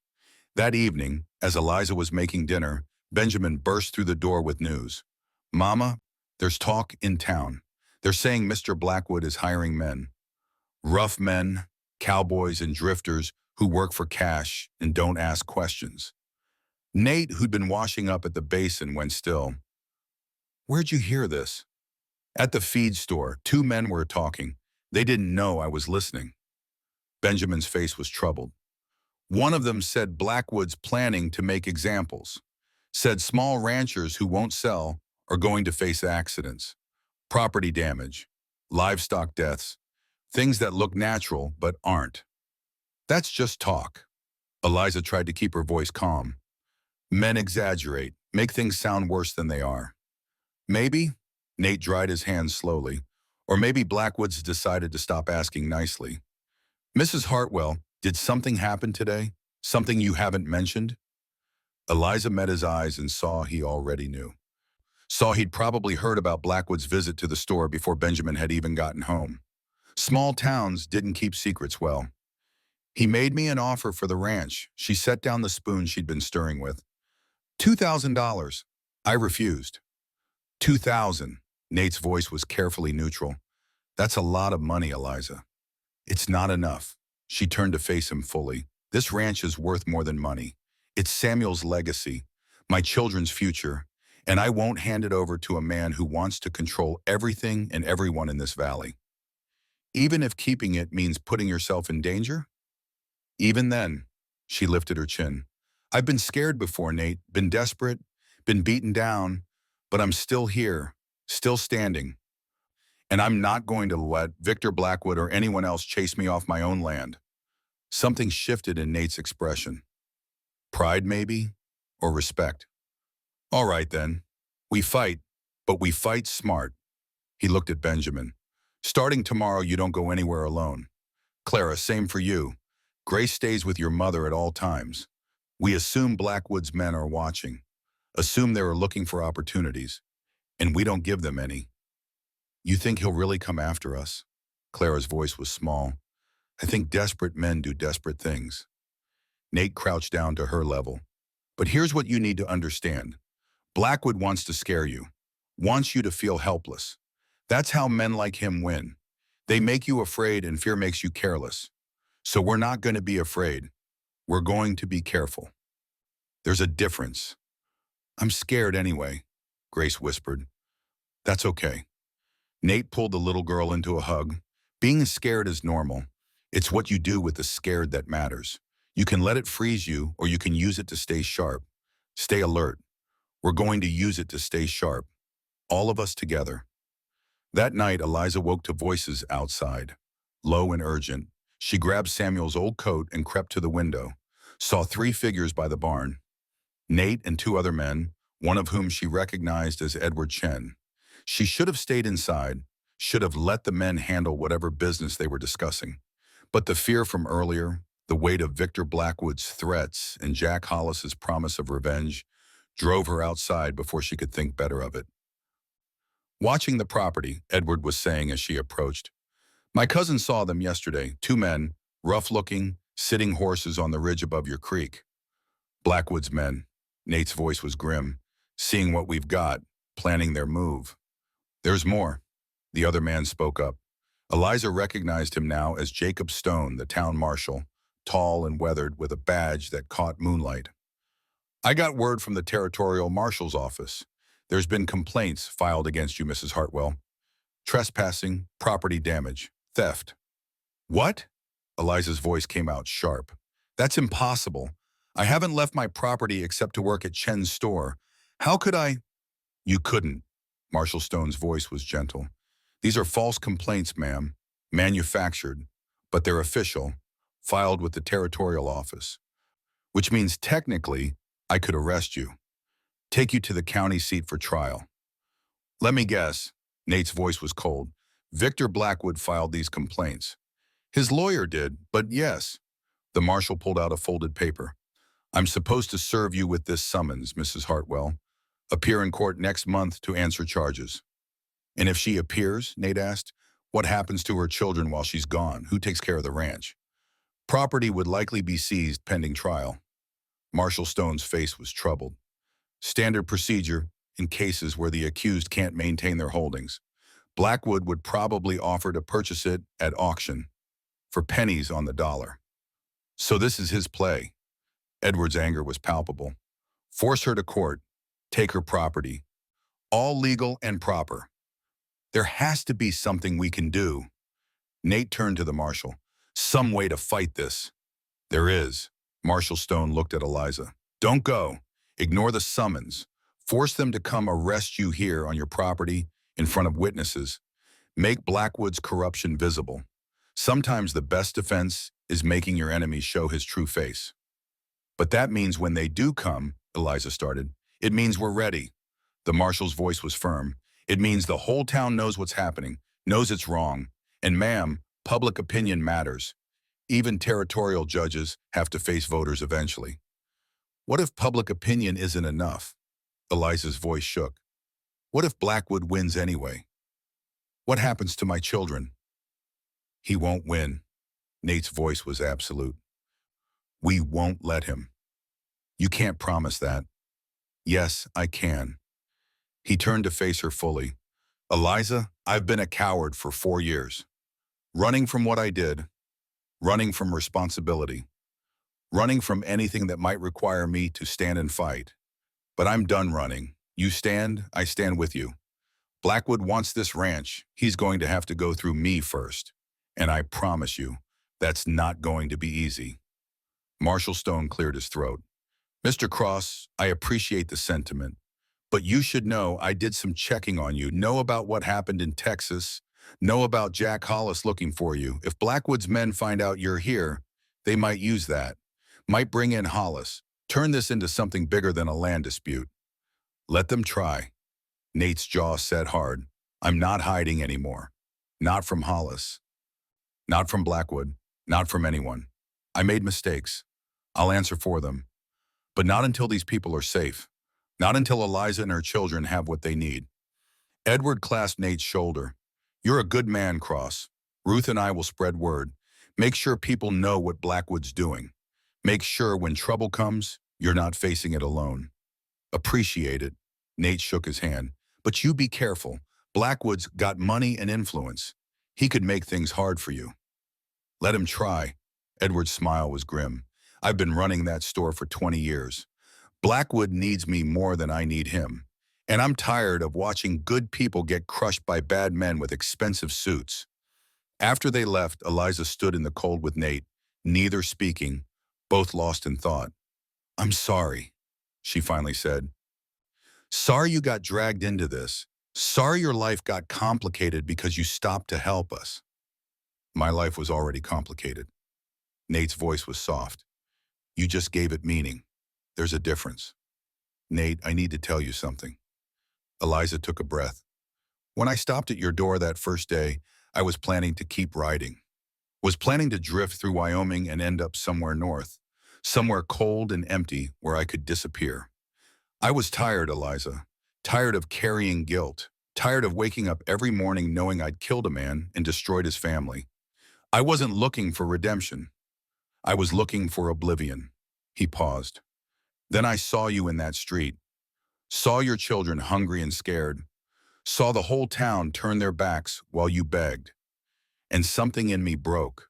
Or maybe something in me healed. I don't know which, but I knew I couldn't keep running. Knew I had to stop. Had to try to do something right. Even if I'd done so much wrong. You've done everything right. Eliza's voice was fierce. Everything. My children are fed because of you. My ranch is still standing because of you. We're alive because of you. And now I've brought you more trouble. Jack Hollis. Victor Blackwood. All of it connected to me. No, she grabbed his arms, forced him to look at her. Blackwood was coming whether you were here or not. He's been circling this ranch since before Samuel died. And Jack Hollis, his anger is his own. You didn't create it. You just became the target. But neither of those things are your fault, Nate. Neither of them are reasons for you to leave. Then what are the reasons to stay? His voice was barely a whisper. Because I'm falling in love with you, Eliza. And that scares me more than Hollis or Blackwood or anything else. Because loving someone means you can lose them, means you can fail them. And I don't know if I can survive failing again. The words hung between them, raw and honest and terrifying. Then we don't fail, Eliza heard herself say. We fight together. And if we fall together. But Nate, I can't do this alone anymore. Can't pretend I don't need you. Can't pretend you're just hired help or temporary or anything except what you actually are. And what's that? Essential. The word came out fierce. You're essential, Nate Cross, to me, to my children, to this ranch and this life and everything we're trying to build. So stop trying to protect me from you and just stay. Really stay. Not for a month, not until the work's done. Just stay. He kissed her then, quick and almost desperate, his cold lips against hers, his hands cupping her face like she was something precious he'd almost lost. When he pulled back, they were both breathing hard. I'll stay. His voice was rough. God help us both, I'll stay. They went inside together, hands joined, and found all three children awake and watching from the doorway. About time, Clara said, trying to sound adult and failing through her grin. Benjamin just nodded, satisfied, and Grace launched herself at both of them, wrapping her small arms around both their legs and holding on like she'd never let go. We're a family now, the 4-year-old announced. A real family, right? Eliza looked at Nate, saw her own hope and fear reflected in his eyes. Right, she said. A real family. The next week brought a deceptive calm, like the pause before a storm breaks. Nate worked with Benjamin to fortify the ranch, not just repairing, but strengthening. They reinforced the barn doors with iron bars salvaged from old wagon wheels, fixed shutters on every window so they could be barred from inside. Nate even showed Benjamin how to create sightlines, positions where they could see anyone approaching from any direction. You're preparing for a siege, Eliza said one morning, watching them work. I'm preparing for possibilities. Nate hammered a bracket into place. Hoping for the best, planning for the worst. Ruth and Edward proved as good as their word. Stories began circulating through Bitter Creek. Not gossip exactly, but information. People talking about Victor Blackwood's land acquisitions, about widows forced to sell, about water rights and control and what it would mean if one man owned the whole valley's water supply. Marshall Stone made a point of riding past Eliza's property twice a day, making his presence known. Other ranchers started doing the same. Not stopping, not making a fuss, just riding the perimeter, letting anyone watching know that this property was being watched in return. The community was circling wagons, protecting their own. But Blackwood's men were watching too. Eliza saw them sometimes on the ridge line, silhouettes against the sky, never close enough to confront, never doing anything illegal, just watching, waiting. It set her nerves on edge, this constant awareness of being observed. She found herself jumping at shadows, her hand flying to her chest at unexpected sounds. The children felt it too. Grace stopped playing outside alone. Clara kept the kitchen knife close when she cooked. Benjamin slept with his father's old hunting rifle beside his bed. They were living under siege without a shot being fired. On Tuesday of the second week, Eliza arrived at Chen's store to find a crowd gathered outside. Not angry exactly, but agitated, worried. "What's happening?" she asked Ruth. "Another ranch." Ruth's face was tight. "The Peterson place, 10 miles north. Barn burned last night, lost everything. Horses, equipment, winter feed. Was anyone hurt?" "No, thank God. But Peterson's saying it was arson. Says he saw riders leaving just before the flames started. 2 men on dark horses heading south, toward Blackwood's land." The implication hung unspoken. "Did he report it to the marshal?" "He did. Stone's investigating. But without proof, without witnesses who will testify." Ruth shook her head. "Peterson's ruined. He'll have to sell now. Can't rebuild without capital. And guess who's already made him an offer?" Eliza's stomach sank. "Blackwood." "Blackwood," Ruth confirmed. "At half what the property's worth, of course. But Peterson doesn't have a choice anymore. He's got a wife and 6 children. Winter's coming. He needs money to relocate before the snow gets too deep." Fear coiled in Eliza's chest. If Blackwood would burn Peterson's barn, what would he do to her? She had Nate, yes, but Nate couldn't watch every building, every fence line, every approach all at once. She worked through the day in a fog of dread, jumping every time the door opened, expecting to see smoke on the horizon, expecting news that her own cabin was burning. When her shift ended, she practically ran home, her heart not settling until she saw the cabin intact, smoke rising from the chimney, Benjamin and Nate working on the corral fence. "Everything all right?" Nate took one look at her face and set down his tools. "Peterson's barn burned last night. Blackwood's men." Nate's expression went flat and dangerous. "Anyone hurt?" "No, but Peterson's ruined. He has to sell. And Blackwood swoops in to buy." Nate looked toward the ridgeline where they'd last seen watchers. "He's making examples, showing people what happens when they refuse him."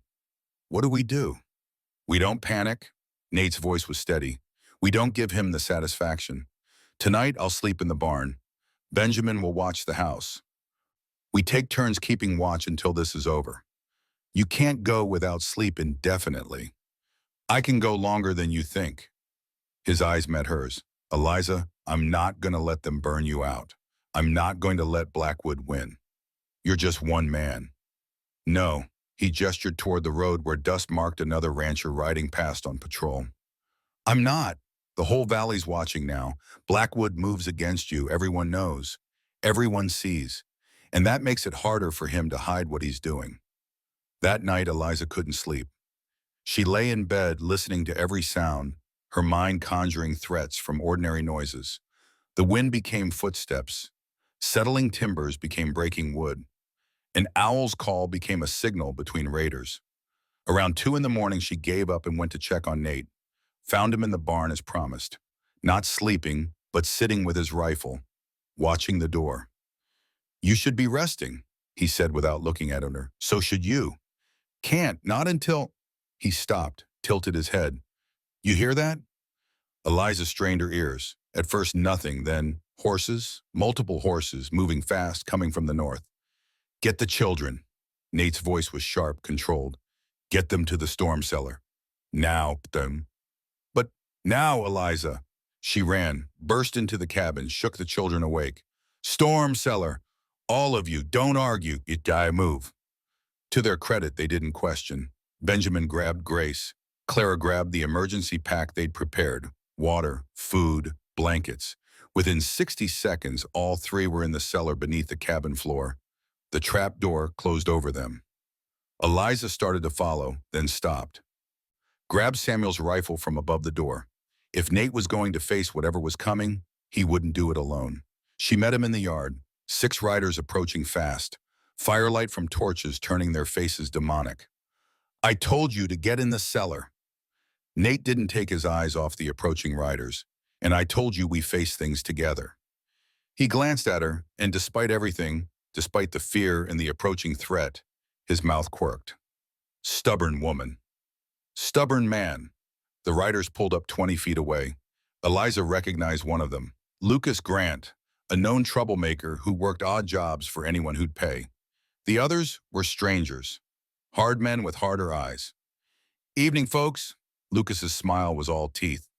Nice property you got here. Be a shame if something happened to it. State your business. Nate's voice was flat. Then get off this land. Our business is simple. Lucas gestured with his torch. Mr. Blackwood sent us with a message. He's willing to increase his offer. $2,500, final price. You got until Friday to accept. And if I don't, Eliza forced her voice steady, then accidents happen. Lucas's smile widened. Barn fires, fence breaks, livestock deaths. You're just one woman alone out here. Can't watch everything all the time. Something's bound to go wrong. She's not alone. Nate's voice went cold. And you need to leave, now. Or what? One of the other riders spoke up. You gonna shoot all 6 of us, Drifter? You fast enough for that? Don't need to be fast. Nate's rifle never wavered. Just need to be willing. Question is, which one of you wants to die first for Victor Blackwood's money? Silence. The riders exchanged glances, suddenly less certain. That's what I thought. Nate took a step forward. Blackwood pays you to intimidate, to threaten, maybe to burn undefended barns. But he doesn't pay you to die. So here's what's going to happen. You're going to turn those horses around. You're going to ride back to Blackwood. And you're going to tell him that Mrs. Hartwell says no. Her land isn't for sale, not at any price. And the next time he sends men with torches, they'd better be ready to use them, because we're ready to defend. Lucas's hand moved toward his gun. Nate's rifle shifted slightly. Don't. The word carried absolute finality. I was a deputy for 12 years. I know exactly where to put a bullet to drop a man without killing him. But I've also been on the drift for 4 years, and I'm tired, real tired. So maybe my aim's not what it used to be. Maybe I missed that shoulder shot and hit something more vital. You willing to bet your life on my marksmanship? Lucas's hand moved away from his gun. This isn't over. No, Nate agreed, it's not. But tonight is. Ride out. They did, but slowly, trying to salvage pride from retreat. When the sound of hooves finally faded, Eliza's legs went weak. They'll be back. Yes. Nate didn't lower his rifle until the riders were completely out of sight. But not tonight. Tonight we won. That wasn't winning, that was delaying. Sometimes that's all winning is. He finally looked at her. You did good, didn't panic, didn't back down. I was terrified. Being brave doesn't mean not being scared. It means being scared and doing it anyway. He touched her arm gently. Go get the children. Tell them it's safe. I'll keep watch until dawn. Nate, I'm fine, Eliza. Go take care of your children. That's what matters. She wanted to argue, wanted to insist he come inside, rest, let someone else shoulder the burden. But she saw the set of his jaw, the determination in his eyes, and knew it would be useless. So she went to retrieve her children and tried to calm their fears while outside, Nate Cross stood watch against the darkness. Marshal Stone arrived at first light, Edward Chen with him. Heard there was trouble last night. Stone's face was grim. 6 of Blackwood's men. Nate hadn't slept. His eyes were red-rimmed but alert. Made threats. Nate ran them off. Can you identify them? Lucas Grant for certain. The others were strangers, Stone wrote in his notebook. That's something. Grant's known to us. Got a reputation for hiring out to the highest bidder. If he was here making threats, that ties back to Blackwood. Will it be enough? Eliza asked. Enough to stop him? Not yet. Stone's honesty was brutal. Grant will say he was just passing by, maybe had too much to drink, said some things he didn't mean. Without proof of who hired him, it's his word against yours. So we wait for him to actually burn us out? Eliza's voice rose.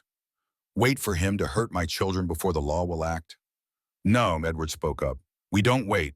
We make it impossible for him to move against you without everyone knowing. He pulled out a piece of paper.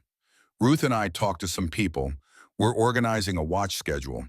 Different ranchers, different families, each taking a shift to ride patrol around your property. Someone will always be within shouting distance. Blackwood makes a move. There'll be witnesses. That's too much, Eliza protested. You can't ask people to. We're not asking. Edward's smile was kind. They volunteered. Eliza, people remember when you and Samuel helped rebuild Miller's barn after the fire 5 years ago. Remember when you took in the Rodriguez children when their ma was sick? Remember all the times you gave without asking for anything back. This is the valley taking care of its own. Eliza felt tears prick her eyes. I don't know what to say. Say you'll accept help. Ruth appeared from the wagon carrying more supplies. Say you'll stop trying to do everything alone. Say you'll let people who care about you actually show it. Nate caught Eliza's eye and she saw understanding there. He'd been running for 4 years, refusing help, refusing connection, refusing to let anyone care about him, and it had nearly destroyed him. He wouldn't let her make the same mistake. Thank you, Eliza's voice broke. All of you, thank you. The watch rotation started that afternoon. Tom Miller took the first shift, riding a slow circuit around the property boundaries. His presence was both reassuring and unsettling, a reminder that they needed protection, that the threat was real and ongoing. But it also meant Nate could sleep. For the first time in days, he allowed himself to rest, collapsing in the barn for a few hours while someone else kept watch. Eliza used the time to take stock. Food supplies were holding. The firewood shelter was full. Her next payment to the bank wasn't due for 2 weeks. If they could just hold on until spring, until Nate could hire out for branding season, until they had enough capital to buy breeding stock. But that was months away. And Blackwood clearly wasn't planning to wait. She was sitting at the kitchen table, staring at her ledger of debts and income, when Clara appeared beside her. Mama, can I ask you something?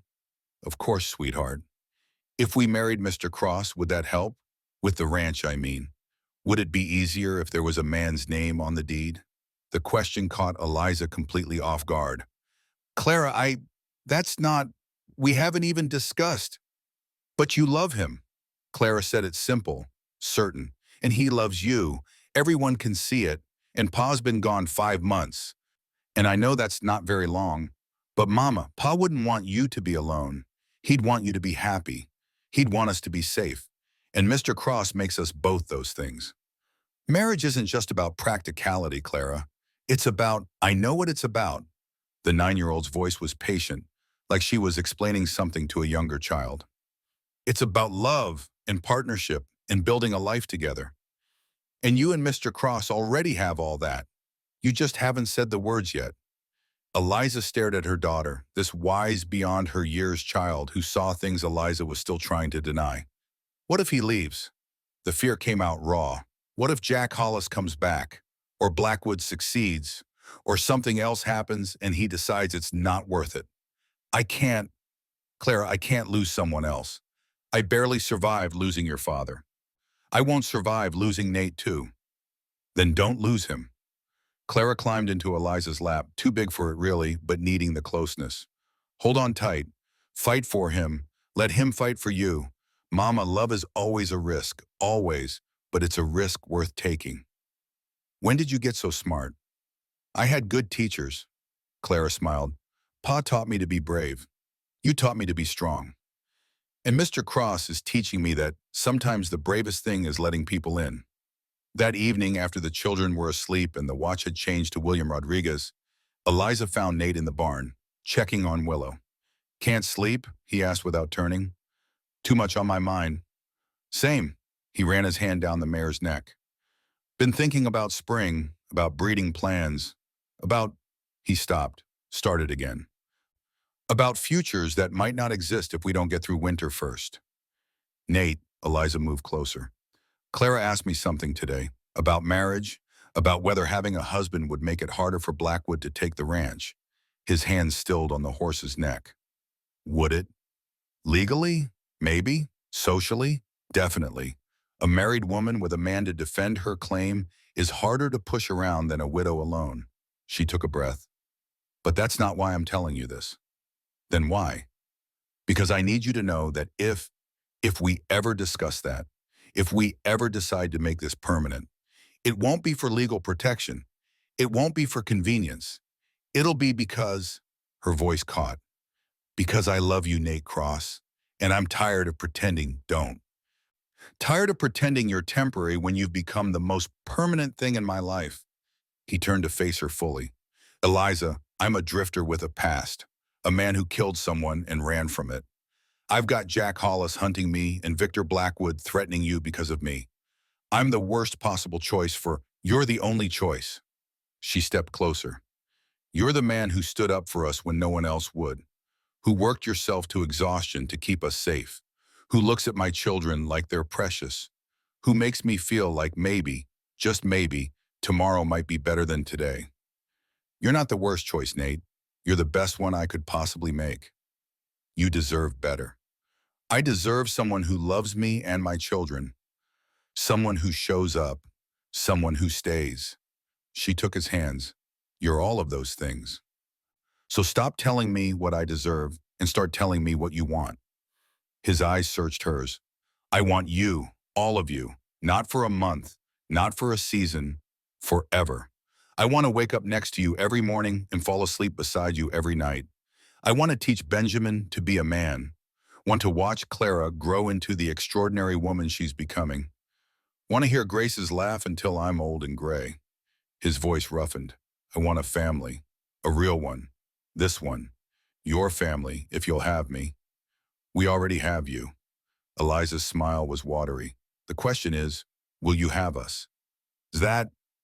He looked stunned. Are you asking me to marry you? I'm asking you to stay. Really stay. Not as hired help, not as temporary protection, as my husband, as their father, as part of this family forever. For a long moment, he just stared at her. Then slowly, carefully, he sank to one knee in the hay and straw of the barn. Eliza Hartwell, I don't have a ring, don't have much of anything except a past I'm trying to make peace with and a future I'm trying to build. But I'm asking you anyway. Will you marry me? Will you let me spend the rest of my life trying to deserve you? Yes. The word came out choked with tears. Yes, yes, yes. He stood and pulled her into his arms, kissing her properly this time, deeply, like a man who'd found something he thought he'd lost forever. When they finally broke apart, both breathing hard, Eliza was laughing through her tears. The children are going to be insufferable about this. They've been pushing for it since day 3. Smart kids. Nate's smile was the most genuine thing she'd ever seen. Must get it from their mother and their soon-to-be father. The words settled over them like a benediction. Father, family, forever. Outside, snow began to fall again. But inside the barn, wrapped in each other's arms, Eliza and Nate had found something warmer than any fire. They had found home. The next morning, they told the children over breakfast. Grace's shriek of joy could probably be heard in town. Clara cried happy tears. Benjamin just grinned and said, about time. I was starting to think I'd have to lock you two in the barn together. Benjamin Hartwell, Eliza's face flamed. What? It's true, you've been dancing around each other for weeks. We all saw it. Your children are very observant. Nate observed, trying not to laugh. They're menaces. But Eliza was smiling. All of them are menaces now, Nate corrected gently. And something in those 2 words, our now, made Eliza's heart swell. They decided to keep the engagement quiet for now. With Blackwood's threats and Jack Hollis still out there somewhere, advertising their happiness felt like painting a target. But the children couldn't completely hide their joy, and word spread anyway through the small network of ranchers keeping watch. Tom Miller congratulated them during his shift. Ruth showed up with fabric for a wedding dress. Even Marshall Stone allowed himself a small smile when he heard. "About time someone had good news in this valley," he said. But the good news came with a countdown. They set the wedding for 3 weeks out, right before Christmas. Time enough for Nate to finish the winter preparations, for Eliza to make arrangements, for the community to plan a celebration that would lift spirits in a hard season. Time enough, Eliza hoped, to survive whatever Blackwood was planning next. 2 days before the wedding, Jack Hollis came back. Eliza was at Chen's store, Clara and Grace with her, when she saw him ride past. The same scarred face, the same hard eyes. But something was different this time. He wasn't watching the store. He was heading out of town, riding north, toward her ranch. Fear seized her chest. Ruth, I have to go. Now, Brain. What's wrong?" "Jack Hollis. He's heading to the ranch. Nate's there alone with Benjamin." Ruth didn't waste time with questions, just grabbed Clara and Grace. "I'll keep the girls here. You go. Edward," she called to her husband, "get Marshall Stone. Tell him to ride to the Hartwell place, fast." Eliza ran for the wagon, her hands shaking so hard she could barely work the reins. The 2 miles home had never felt so long.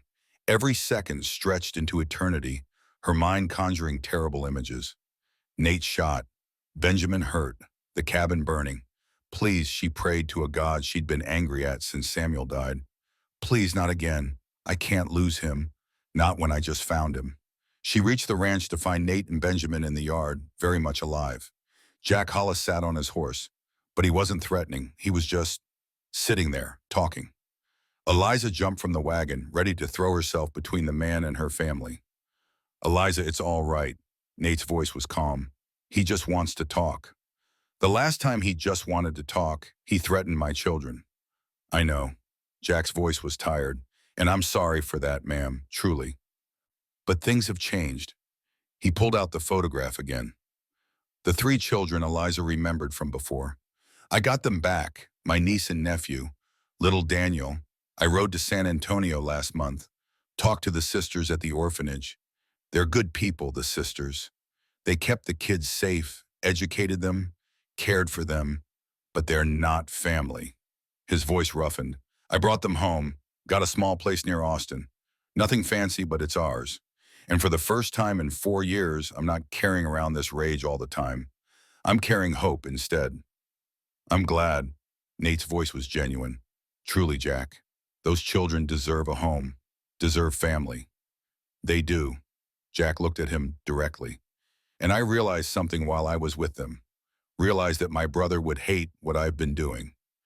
Hate that I've spent 4 years hunting you instead of taking care of his kids. Hate that I've been so focused on revenge that I forgot what actually matters." He paused.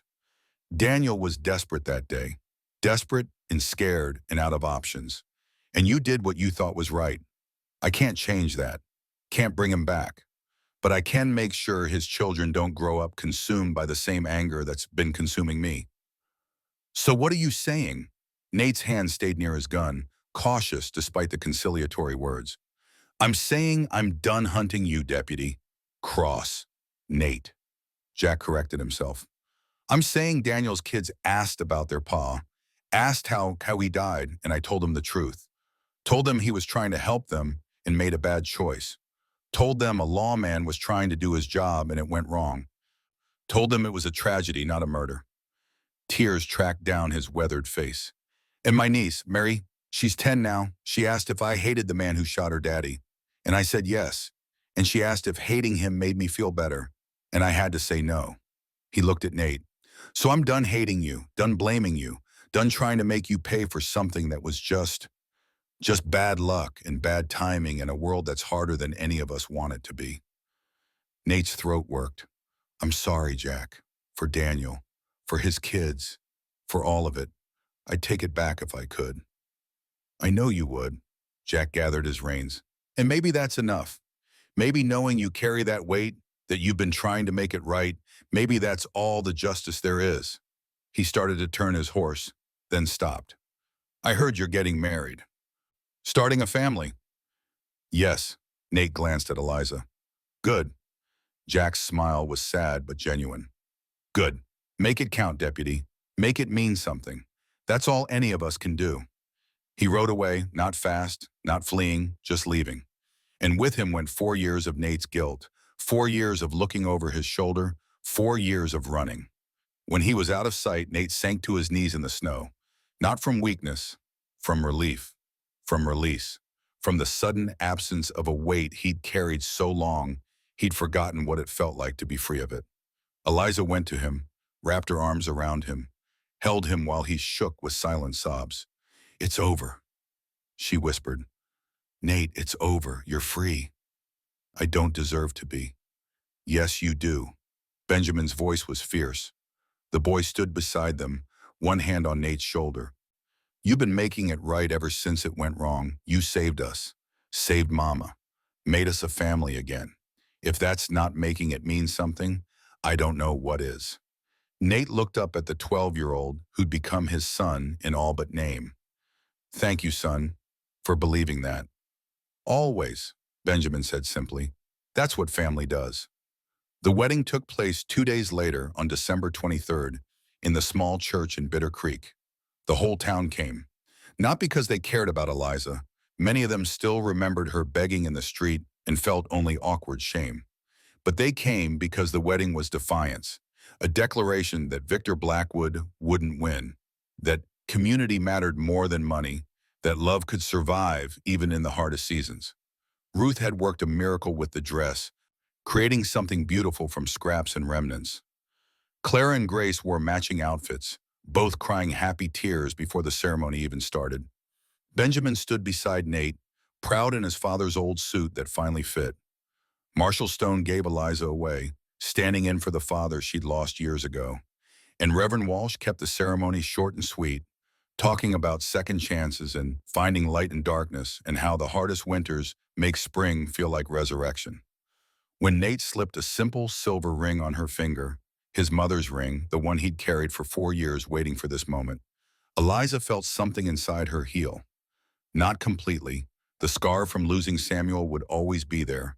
But scar tissue was tough. It could carry new weight. I now pronounce you husband and wife. Reverend Walsh smiled. Nate, you may kiss your bride. And he did, thoroughly, to cheers and applause and Grace's delighted shriek of finally. The celebration afterward was modest but joyful. Edward provided food. The community provided music. Someone produced a fiddle, someone else a guitar, and suddenly there was dancing in the church hall.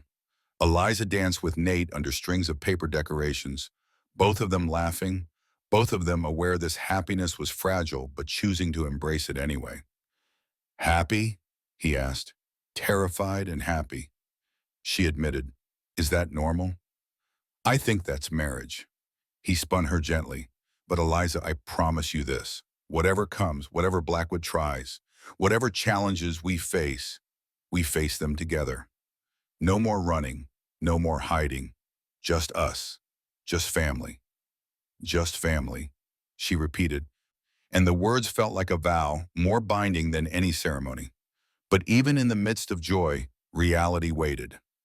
Victor Blackwood didn't attend the wedding, but his absence felt like a threat, a reminder that this wasn't over, that the fight for the ranch, for their future, was still ahead.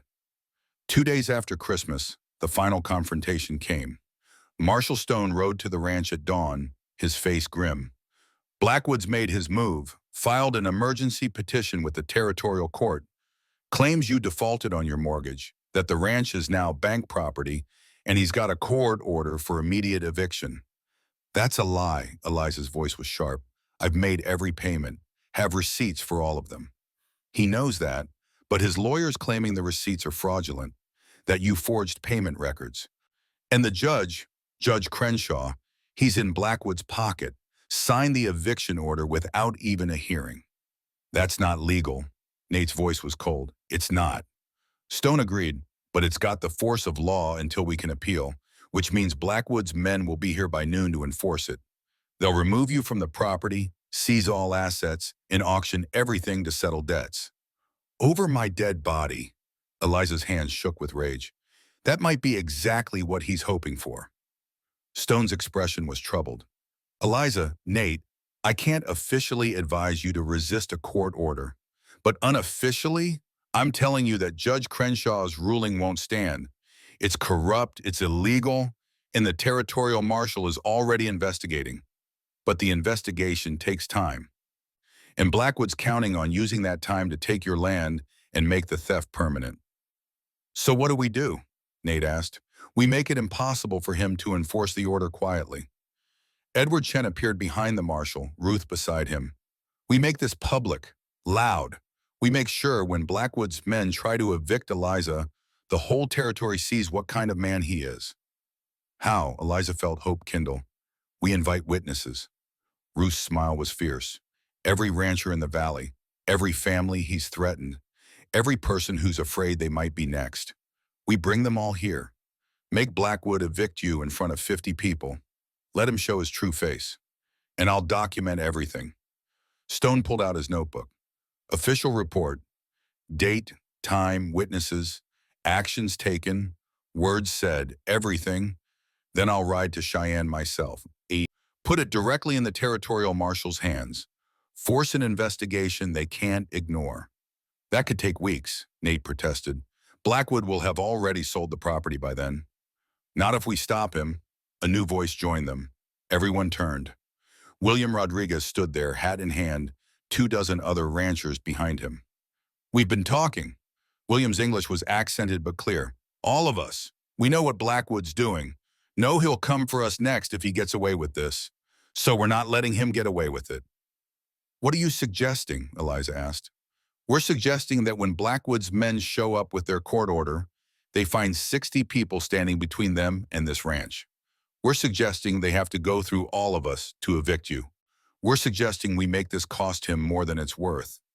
He could bring the law down on all of you, Nate warned, could charge you with obstruction, interfering with a court order. You could lose everything. We could lose everything anyway. Tom Miller stepped forward. Blackwood's already burned Peterson's barn, threatened half the valley. If we don't stand together now, we'll fall separately later. Better to fight as a community than die as individuals. Eliza looked at these people, her neighbors, her friends, people she'd helped over the years, and people who'd helped her, all willing to risk everything to keep one widow from losing her home. I don't know what to say. Say you'll fight. Ruth gripped her hand. Say you'll stand. Say you'll show Victor Blackwood that some things can't be bought or stolen or intimidated away. Eliza looked at Nate. He nodded. We'll fight, she said, her voice stronger than she felt. We'll stand, all of us together. They came at noon, just as Stone predicted. 8 men led by Lucas Grant carrying official papers and weapons. Behind them, a wagon to remove seized property. Behind that, Victor Blackwood himself, dressed in his expensive suit, looking every inch the civilized man of business. But they found the ranch defended. 60 people stood in a line across the property entrance. Men, women, even some children. All armed, all determined, all ready to bomb before they let corruption win. Blackwood's men pulled up short, clearly not expecting this. This is illegal, Lucas called out. This is a lawful eviction. You're all interfering with a court order. Show me the order. Marshal Stone stepped forward. Lucas handed over the papers. Stone read them carefully, then looked up.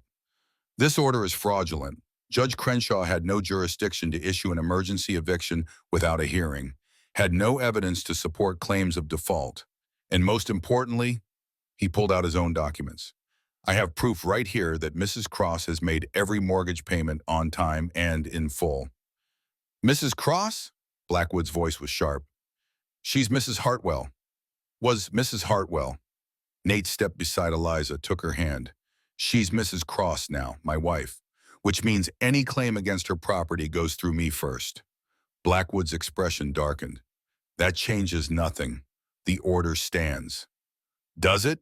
Stone's voice carried across the assembled crowd. Because I'm looking at this order, and I'm seeing judicial corruption. I'm seeing a banker trying to steal land through fraudulent legal action. And I'm seeing 60 witnesses who will testify to exactly that when this goes to the territorial court. You're bluffing. Am I? Stone gestured to the crowd. Test me. Try to enforce this order, but know that every person here will remember, will testify, will make sure your corruption gets exposed." Blackwood stared at the assembled crowd, calculating. His men were armed, yes, but so were the ranchers. And even if he won the fight, he'd lose the war. Too many witnesses, too much evidence, too much visibility. Finally, he pulled a thick envelope from his coat. $5,000. He threw it at Eliza's feet. "Cash. Final offer. Take it and leave. Refuse, and I'll bury you in legal fees and court battles until you don't have a dollar left." Eliza looked at the envelope. More money than she'd seen in her entire life. Enough to relocate, to start over, to give her children actual opportunities. Then she looked at the ranch, at the cabin Samuel built, at the land they'd worked, at the community that had rallied to defend it. She picked up the envelope. For a moment, Blackwood smiled, thinking he'd won. Then Eliza threw it back at him. "My land is not for sale, Mr. Blackwood. Not at any price. This is my home, my children's inheritance, and you can't have it." Rage twisted Blackwood's features. "You'll regret this." "Maybe," Eliza's voice didn't waver, "but I'll regret it on my own land, as a free woman, not as someone who sold out to corruption and greed." "Well said, ma'am." Marshal Stone stepped forward. "Now, Mr. Blackwood, I'm going to ask you and your men to leave, and I'm going to advise you that the territorial marshal will be investigating this fraudulent eviction order. If you value your freedom, I suggest you get yourself a good lawyer. You have no authority." "Actually, I do." Stone pulled out a second document. "Special deputy authority granted by the territorial marshal's office specifically to investigate land fraud in this region. And Mr. Blackwood, you just committed fraud in front of 60 witnesses. So you can leave now or I can arrest you. Your choice." For a long moment, no one moved. Then Blackwood turned his horse. "This isn't over." "Yes." Nate's voice was quiet but carried across the space. "It is. You just don't know it yet." They rode away, Lucas and his men following, Blackwood's fury palpable even from a distance. When they were gone, the assembled crowd erupted in cheers. Eliza collapsed against Nate, her legs finally giving out from tension and adrenaline and relief. "It's over," she whispered. "It's really over." "It's over," he confirmed, holding her tight. "We won. The Valley won. Blackwood's done." And he was. Within a week, the territorial marshal arrived to arrest Victor Blackwood for fraud, corruption, and attempted theft. The investigation revealed dozens of similar schemes across the territory. Property stolen, widows cheated, legal documents forged. Blackwood spent the rest of his life in prison, his empire dismantled, his ill-gotten gains distributed back to his victims. Spring came to Bitter Creek, Wyoming, bringing wildflowers and warm wind and the sound of children laughing. Eliza stood on the porch of the ranch house, expanded now with a second story and a proper kitchen, and watched her family work. Benjamin, 22 now and deputy marshal for the territory, was teaching his younger brother Samuel to handle a horse. The boy was 7, with his father's eyes and his adopted father's patient hands, completely fearless as he mounted the young mare. Clara, 19 and engaged to the banker's son, a good man, nothing like Blackwood, was keeping the ranch books with the same meticulous attention she'd shown since childhood. She'd become the finest accountant in 3 territories, bringing modern business practices back to ranching families across Wyoming. Grace, 14, was in the training corral with Willow's granddaughter, teaching the horse to jump. She'd become the best horse trainer in the region, with clients coming from as far as Denver to work with her. And the twins, Emma and Sarah, 5 years old, were helping Nate repair the fence, which mostly meant getting in his way and making him laugh. Nate Cross, no longer running, no longer haunted, looked up and caught Eliza watching. His face creased in the smile she'd woken up to every morning for 10 years, and her heart still skipped. "See something you like, Mrs. Cross?" he called. "Just my whole world." She called back. He set down his tools and walked to her, pulled her into his arms in full view of the children, who groaned and made exaggerated gagging sounds. "Still happy?" he asked like he did every day. "Still terrified and happy?" She answered like she always did. "Still choosing you every day." "Good." He kissed her forehead. Because I'm never letting you go. From the road, Ruth and Edward's wagon approached, bringing Sunday dinner fixings. Behind them, Tom Miller and his family. Behind them, William Rodriguez and his clan. The whole valley coming together the way they did every week, sharing food and stories and the simple joy of survival. Eliza thought about that day in the snow, kneeling in the street with her children, certain they were going to do. Thought about the stranger who'd appeared like an answer to prayers and changed everything. Thought about grace, undeserved, unexpected, precious, and how it could arrive in the shape of a broken man looking for redemption and find it by saving a broken family. Thank you, she whispered against Nate's chest, for stopping, for staying, for choosing us. Thank you, he whispered back, for letting me, for seeing who I could be instead of who I was, for making me believe in second chances. They stood there holding each other while their children played and friends arrived and dinner prepared, and the ranch, their ranch, fought for and defended and earned, thrived under the spring sun. And if you listen carefully, underneath all the noise and joy and chaos of family, you could hear an echo of those first words that changed everything. Get up, ma'am, you're done begging. She had gotten up, they all had, and they'd built something beautiful from desperation and hope and stubborn refusal to quit. They'd built home. They'd built family. They'd built a life worth living. And that was more than enough. That was everything.